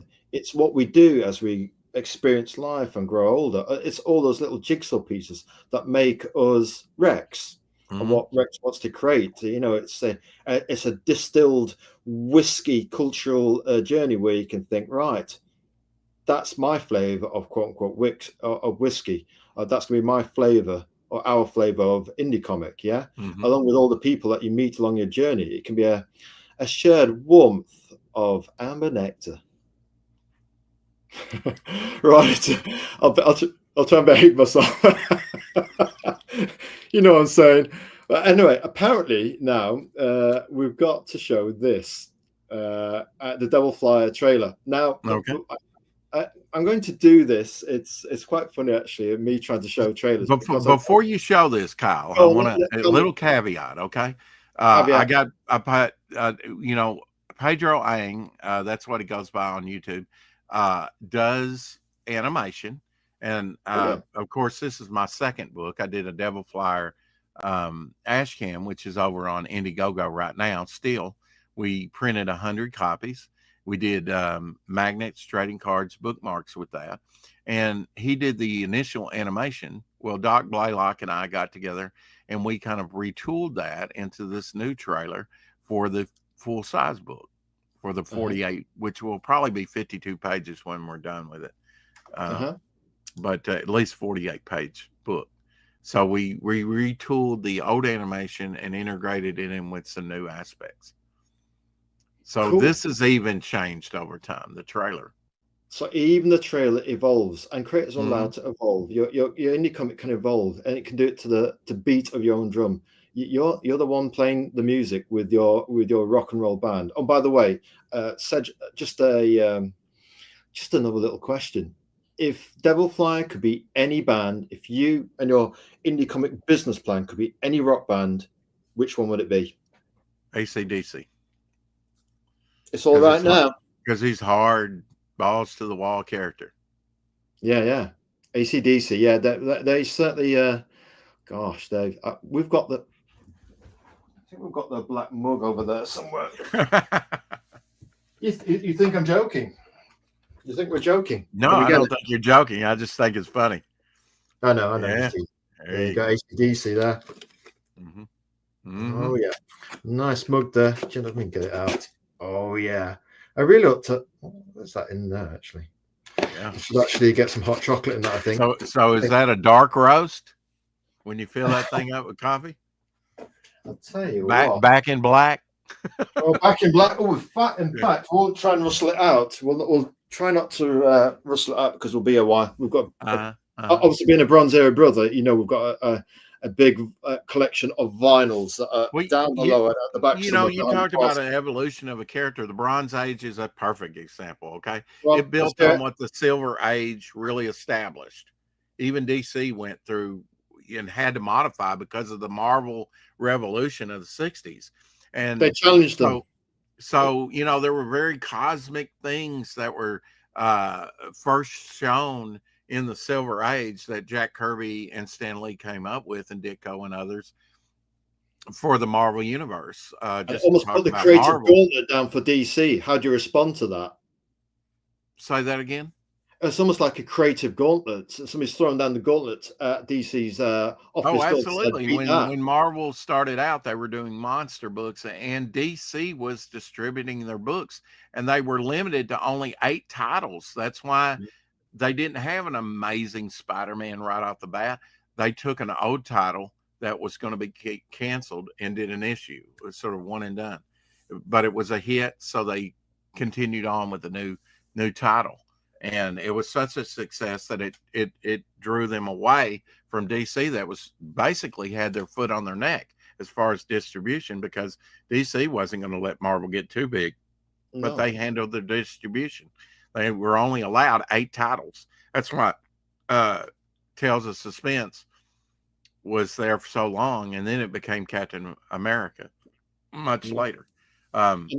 Yeah, and before that, you had DC who rediscovered superheroes while Marvel Exactly, formerly Atlas were in like drowning in monster books. in And then '56, DC yeah, burst up. Go on. Julia Schwartz, that came out of that pulp era and was the editor in chief, brought all that back in a different, new, exciting way.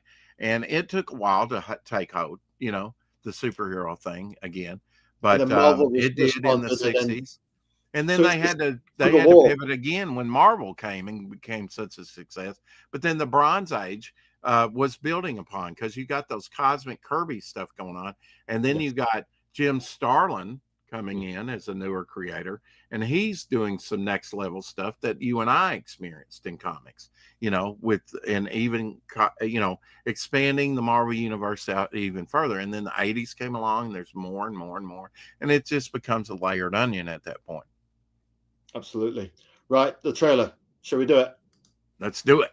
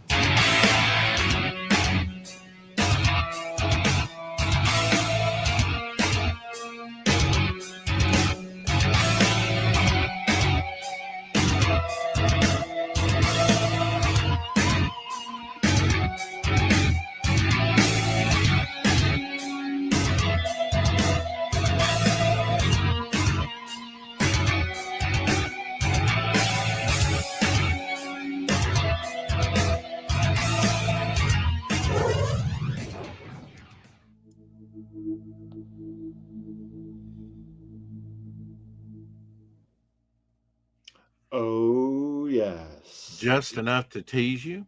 Just enough to tease you. We like that one. We like that one. All right, how about we get this back to the stage? I haven't got the hang of it. I think it's the first time I've done that without it being a car crash. You Hey, can still do learning it. that. StreamYard's so easy that even that I can't use it. We can't use it, Mm-hmm. So we've got another question for you, Rex. Why do you, and we've talked about it a little bit, I guess we talked around it. Why do you create indie comics? You've already I guess, talked about to a degree, but let's do it again for anybody who's coming halfway through the Well, stream. again, When did your journey with indie comics begin, and why do you create indie comics? What is it about those? I suppose. Why don't you go and work for Marvel DC? well, I Oh, myself, Dave. hey Dave, could have probably went to the Joe Kubert School, but I had no desire to go to. They had no corresponding courses back then. Early in the day, I went into college thinking I wanted to do, cartooning, if you would, or graphic design or whatever, and pivoted to fine arts because of the friends, and basically the instructors were more well-rounded, if you will, more goal-oriented in the fine arts. With painting, sculpting. Actually, probably the best instructor out there that I really struck a chord was in sculpting, and which taught me to think not so much in two-dimensional as three-dimensional. With that it needs to an object needs to look aesthetically pleasing from every viewpoint. As you go around it.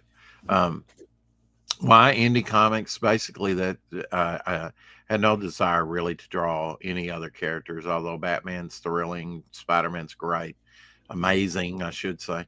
Fantastic Four is fantastic. These are great characters that I know and love. And yes, I have Fantastic Four stories that I could tell up here and things, and maybe I will in writing one of these days, maybe. But it's, for me, it's all about my characters and what I want to do. So I've been very isolated and independent. Maybe it's regional, maybe it's environmental. I've been world building for decades.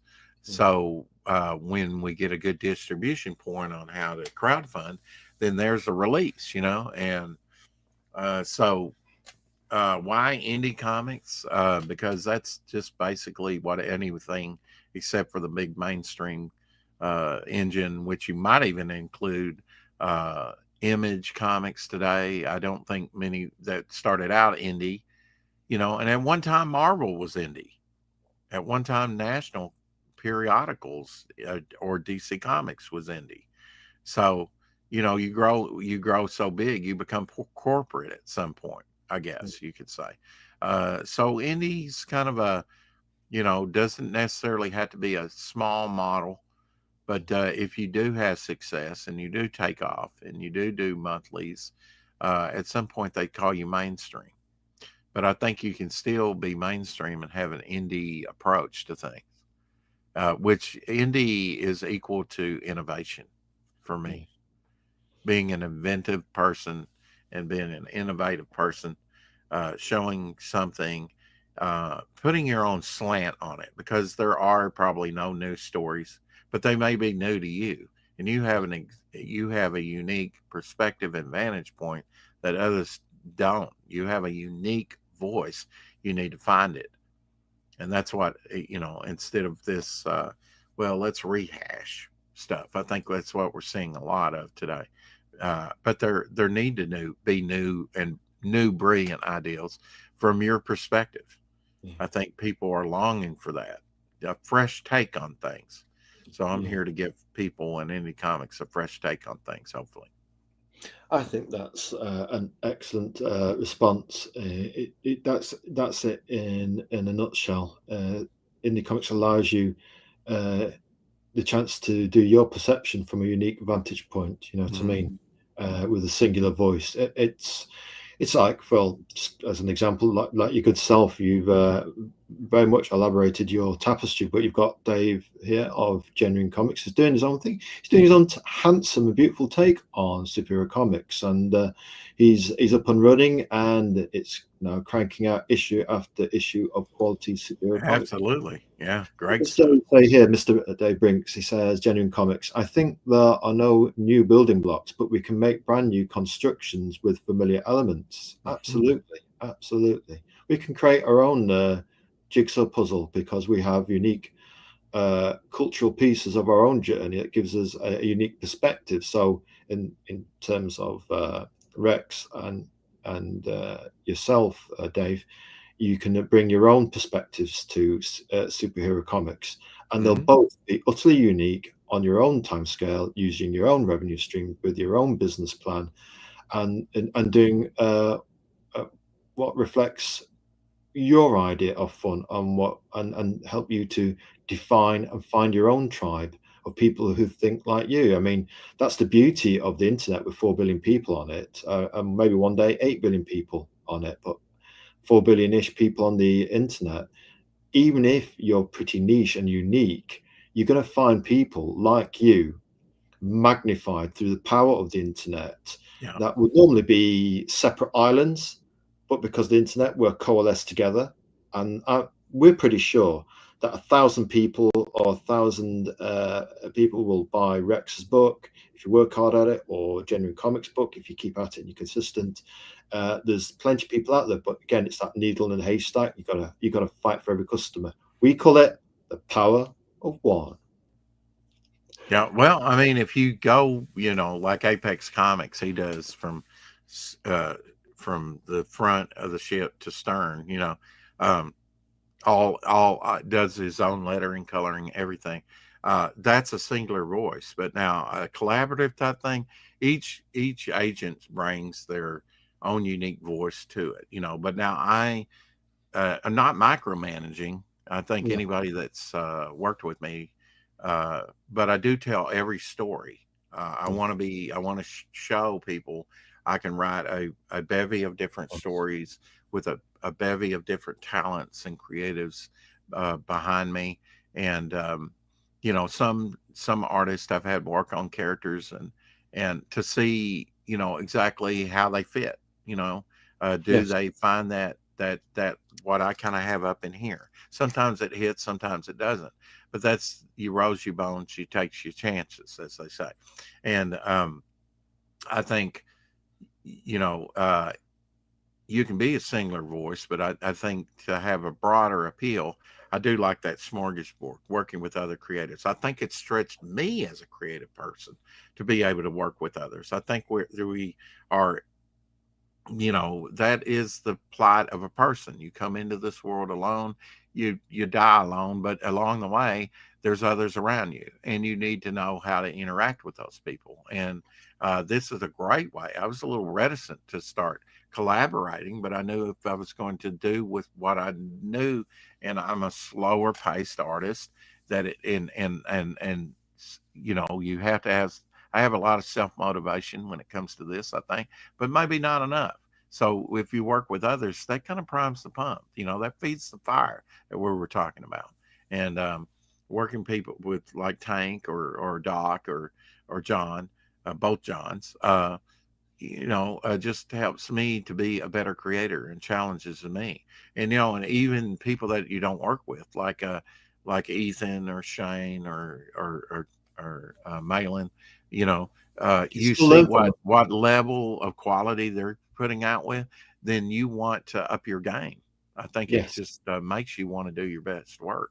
And that in the absolutely. indie scene, we can do that. We can take the time it takes to put a good foundation down for good IP and a good product for people, and it be from the front of the boat to the back of the boat, a good quality product, a good, and I know people don't like that to call it a product, but it is a product.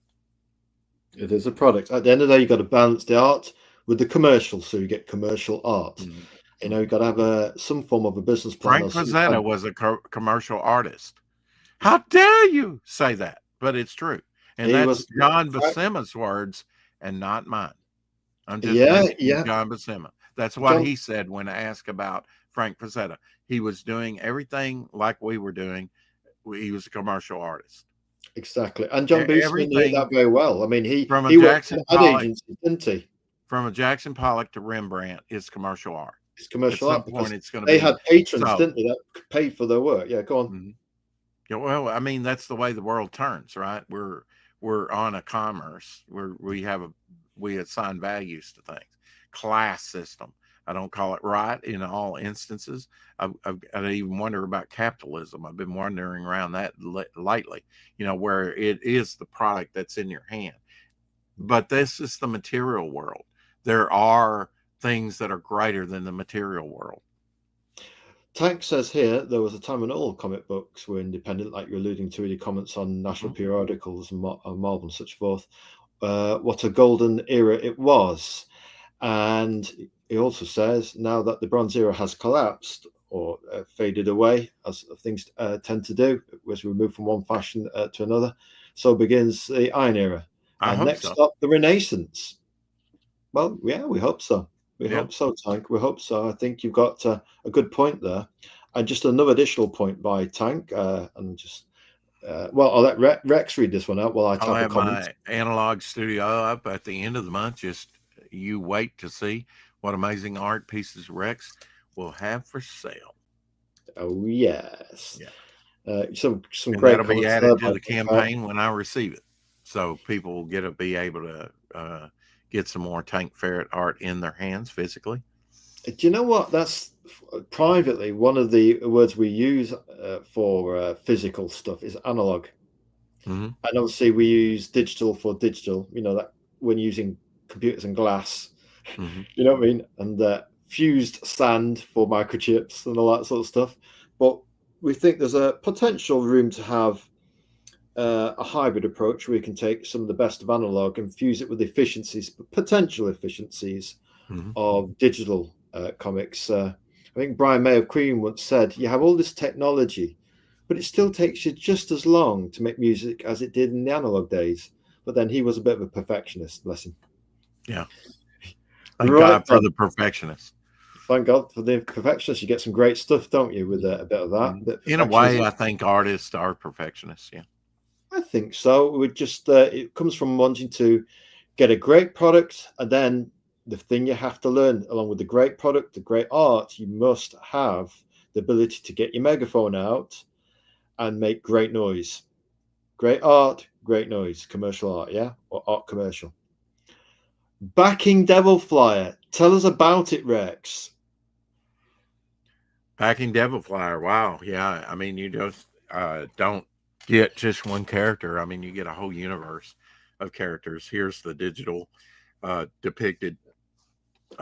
We've got the main cover, of course, in the tapestry. So that's the great thing about crowdfunding. You can expand your universe through other media, bookmarks and keychains and tapestries and standees and magnets, buttons and stickers. You can make merch, t-shirts.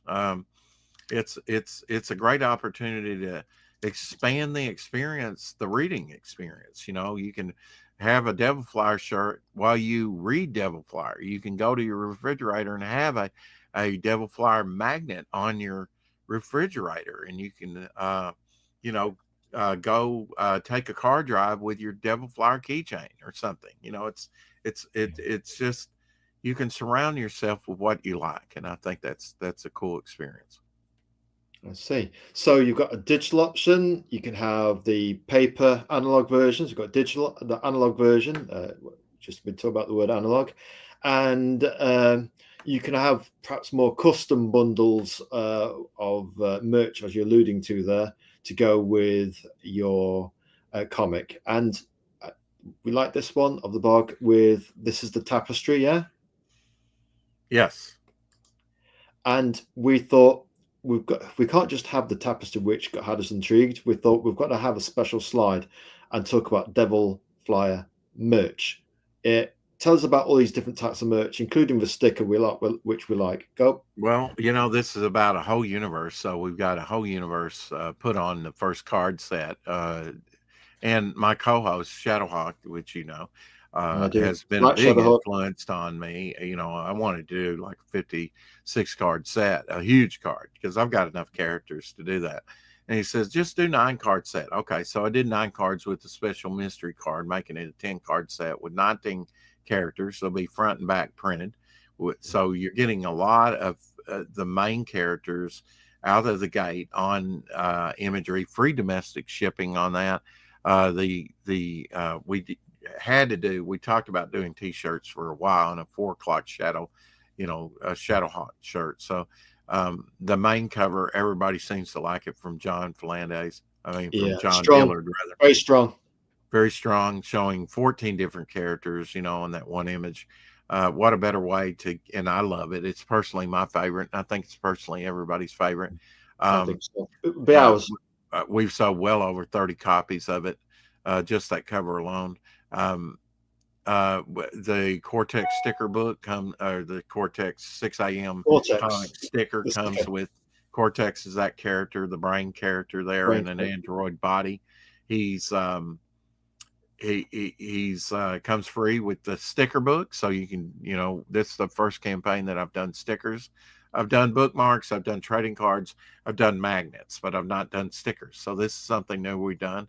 We've done keychains. We're doing a metal card. There's many things that I've added to this to stretch myself. We've never done a tapestry or a standee before, or Yeah. t-shirts. So we've added a lot to this campaign, and I think it would, is if you back this campaign, go look at it again, because we've added a lot more to it.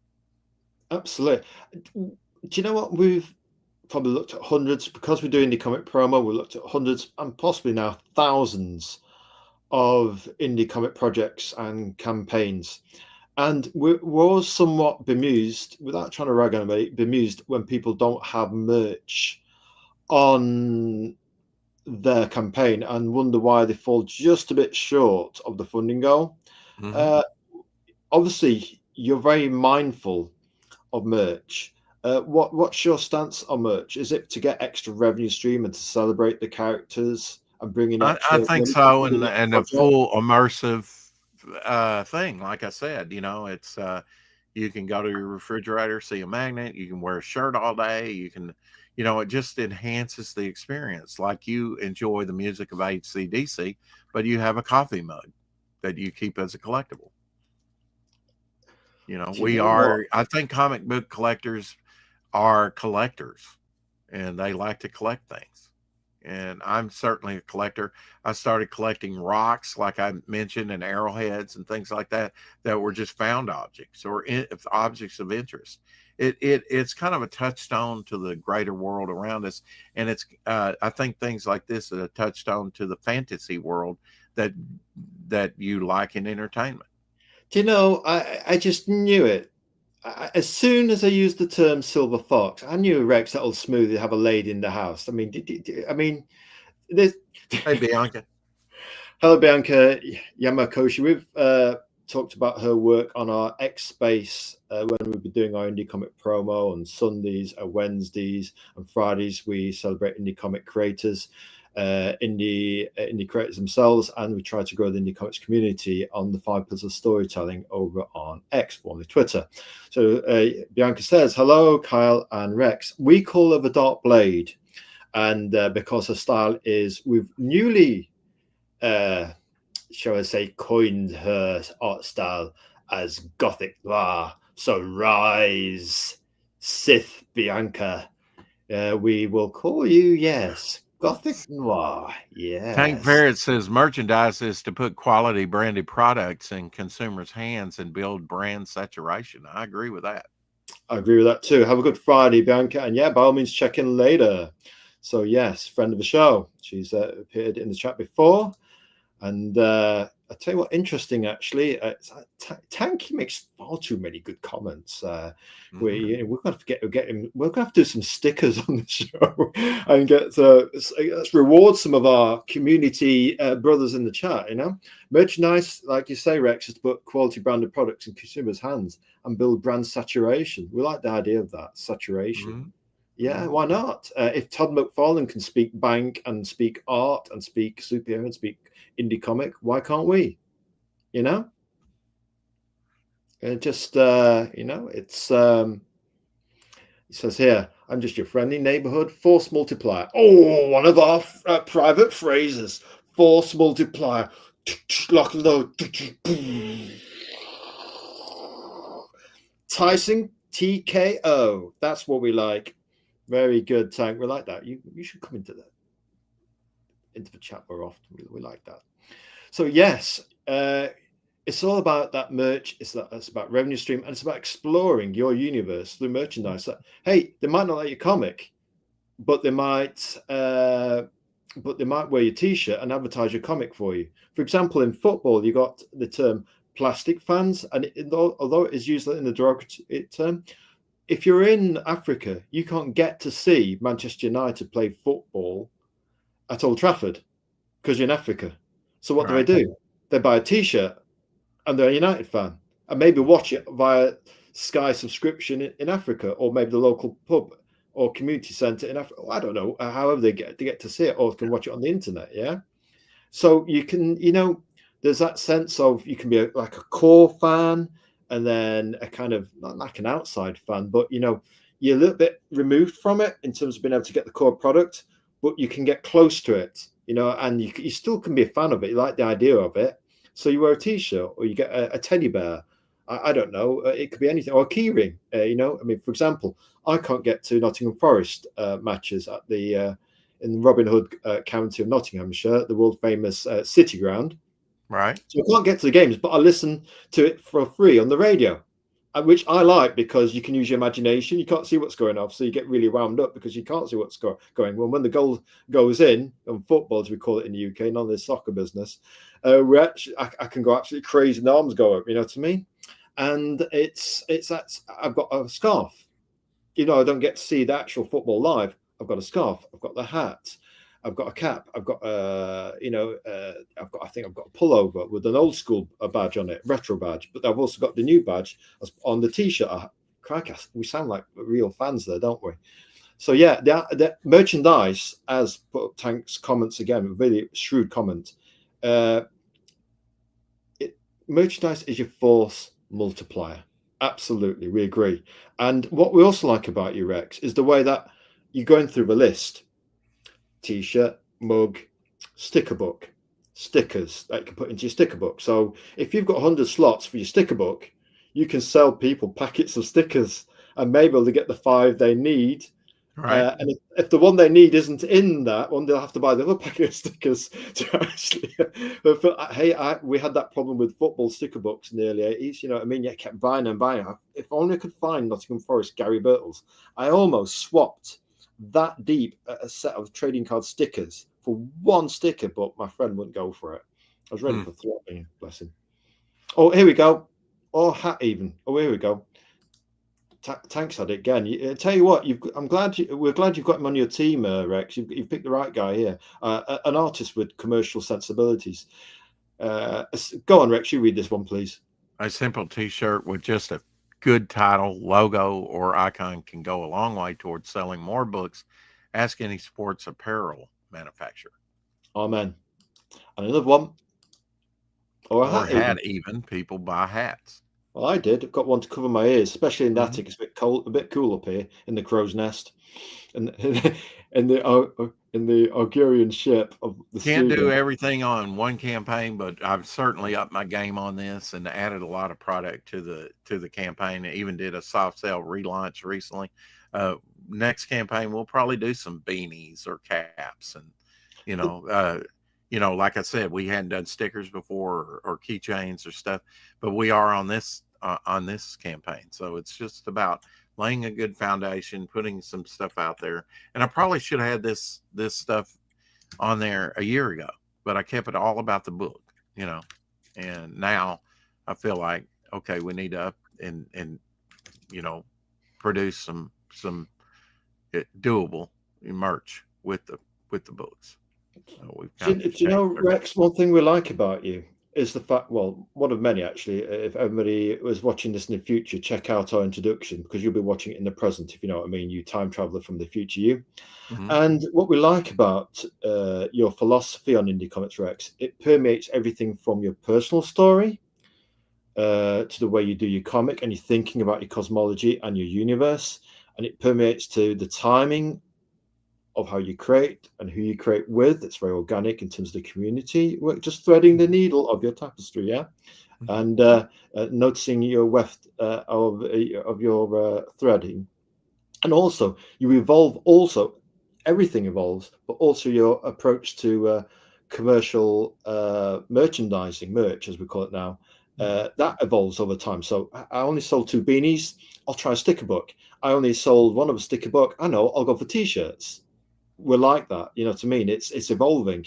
So if something doesn't work, it won't be for the want of trying. Yeah, and you can still point to it and say, "I made that. I made this. I made that." One thing that Ethan said that stuck with me, talking about its own brand, Well, Cyberfrog, on one of his streams years ago, was, I'm making some stuff that I want to see made. And yeah, I'm a personal collector. I want to see hardback editions of Devil Flyer. I want to see, show.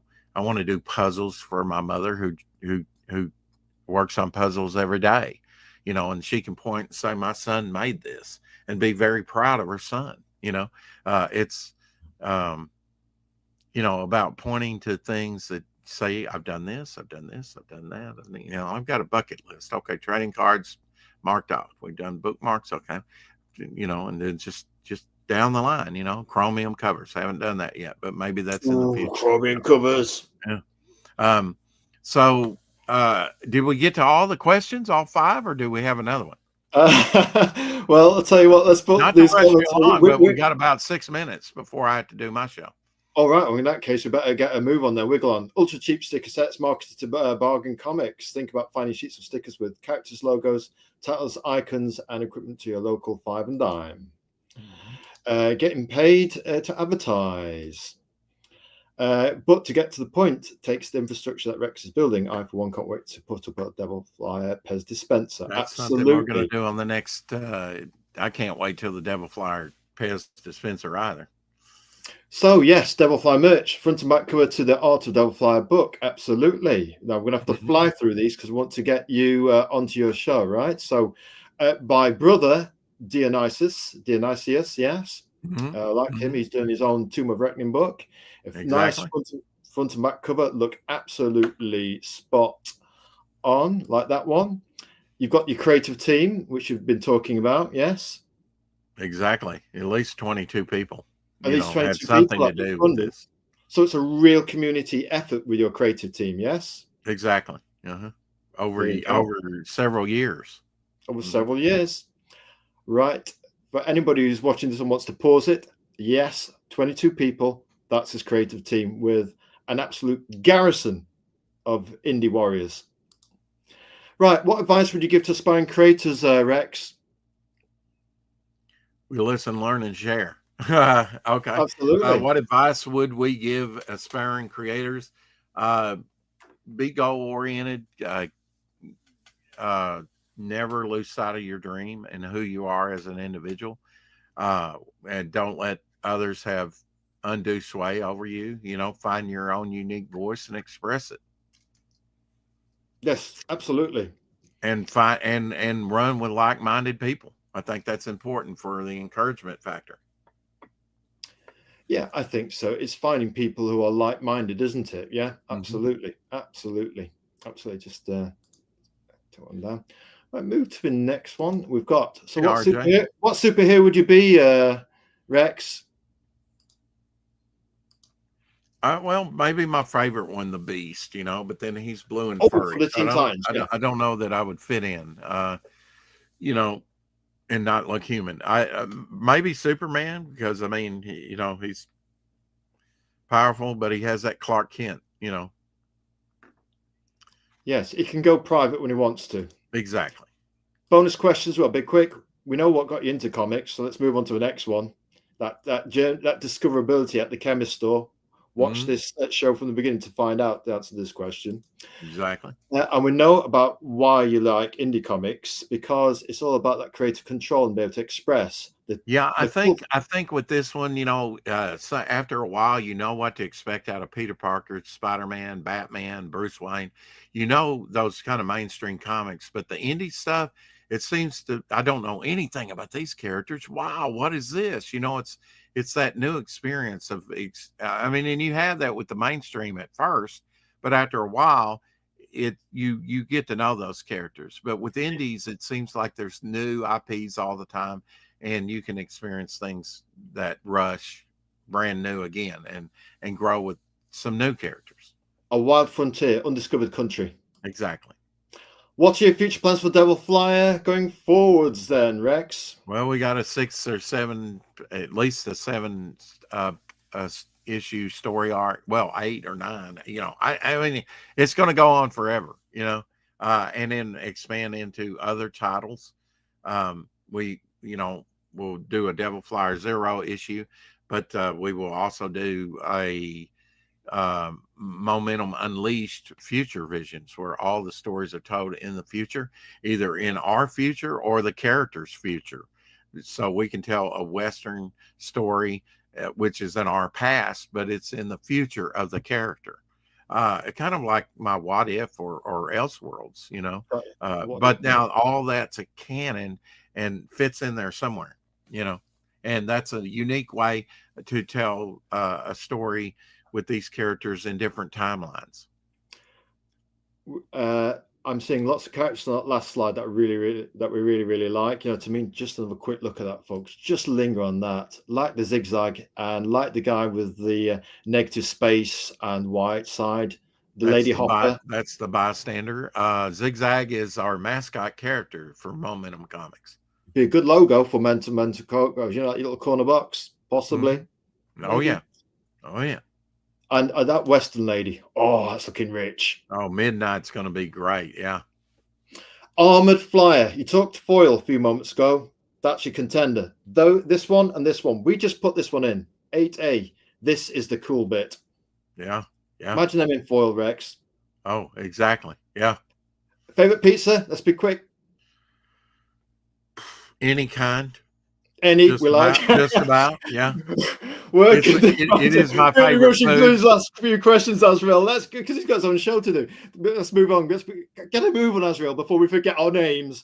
Right, number 10. Where can you find out more info from you, Rex? Well, on X, on YouTube every day, on under Rex Christian, on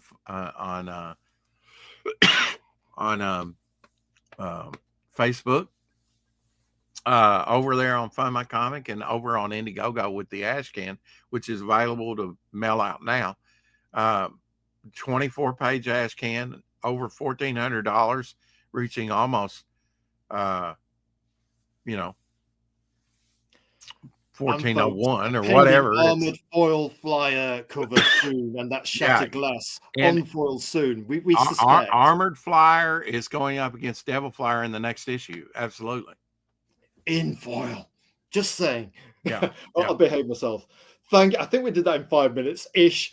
Thank you very much for being our special guest, Rex. Good luck for the future, Rex and Devil Flyer. You've been a rich, cosmopolitan tapestry of a guest, the perfect guest in many ways. If we had to, we wish we didn't have to actually ask any questions, and we could just be quiet and just let you speak, and that would be the perfect show for us, because you've got so much richness to give to the indie comics community. God bless you, sir. Let's do, we'll look forward to seeing you again, and let's play the outro trailer. Where are we? It's right here to the stage. God bless you, Devil Flyer Rex. Thanks for being our guest. Love you, man. Love you. Thank you for having me on. No problem. Anytime, sir.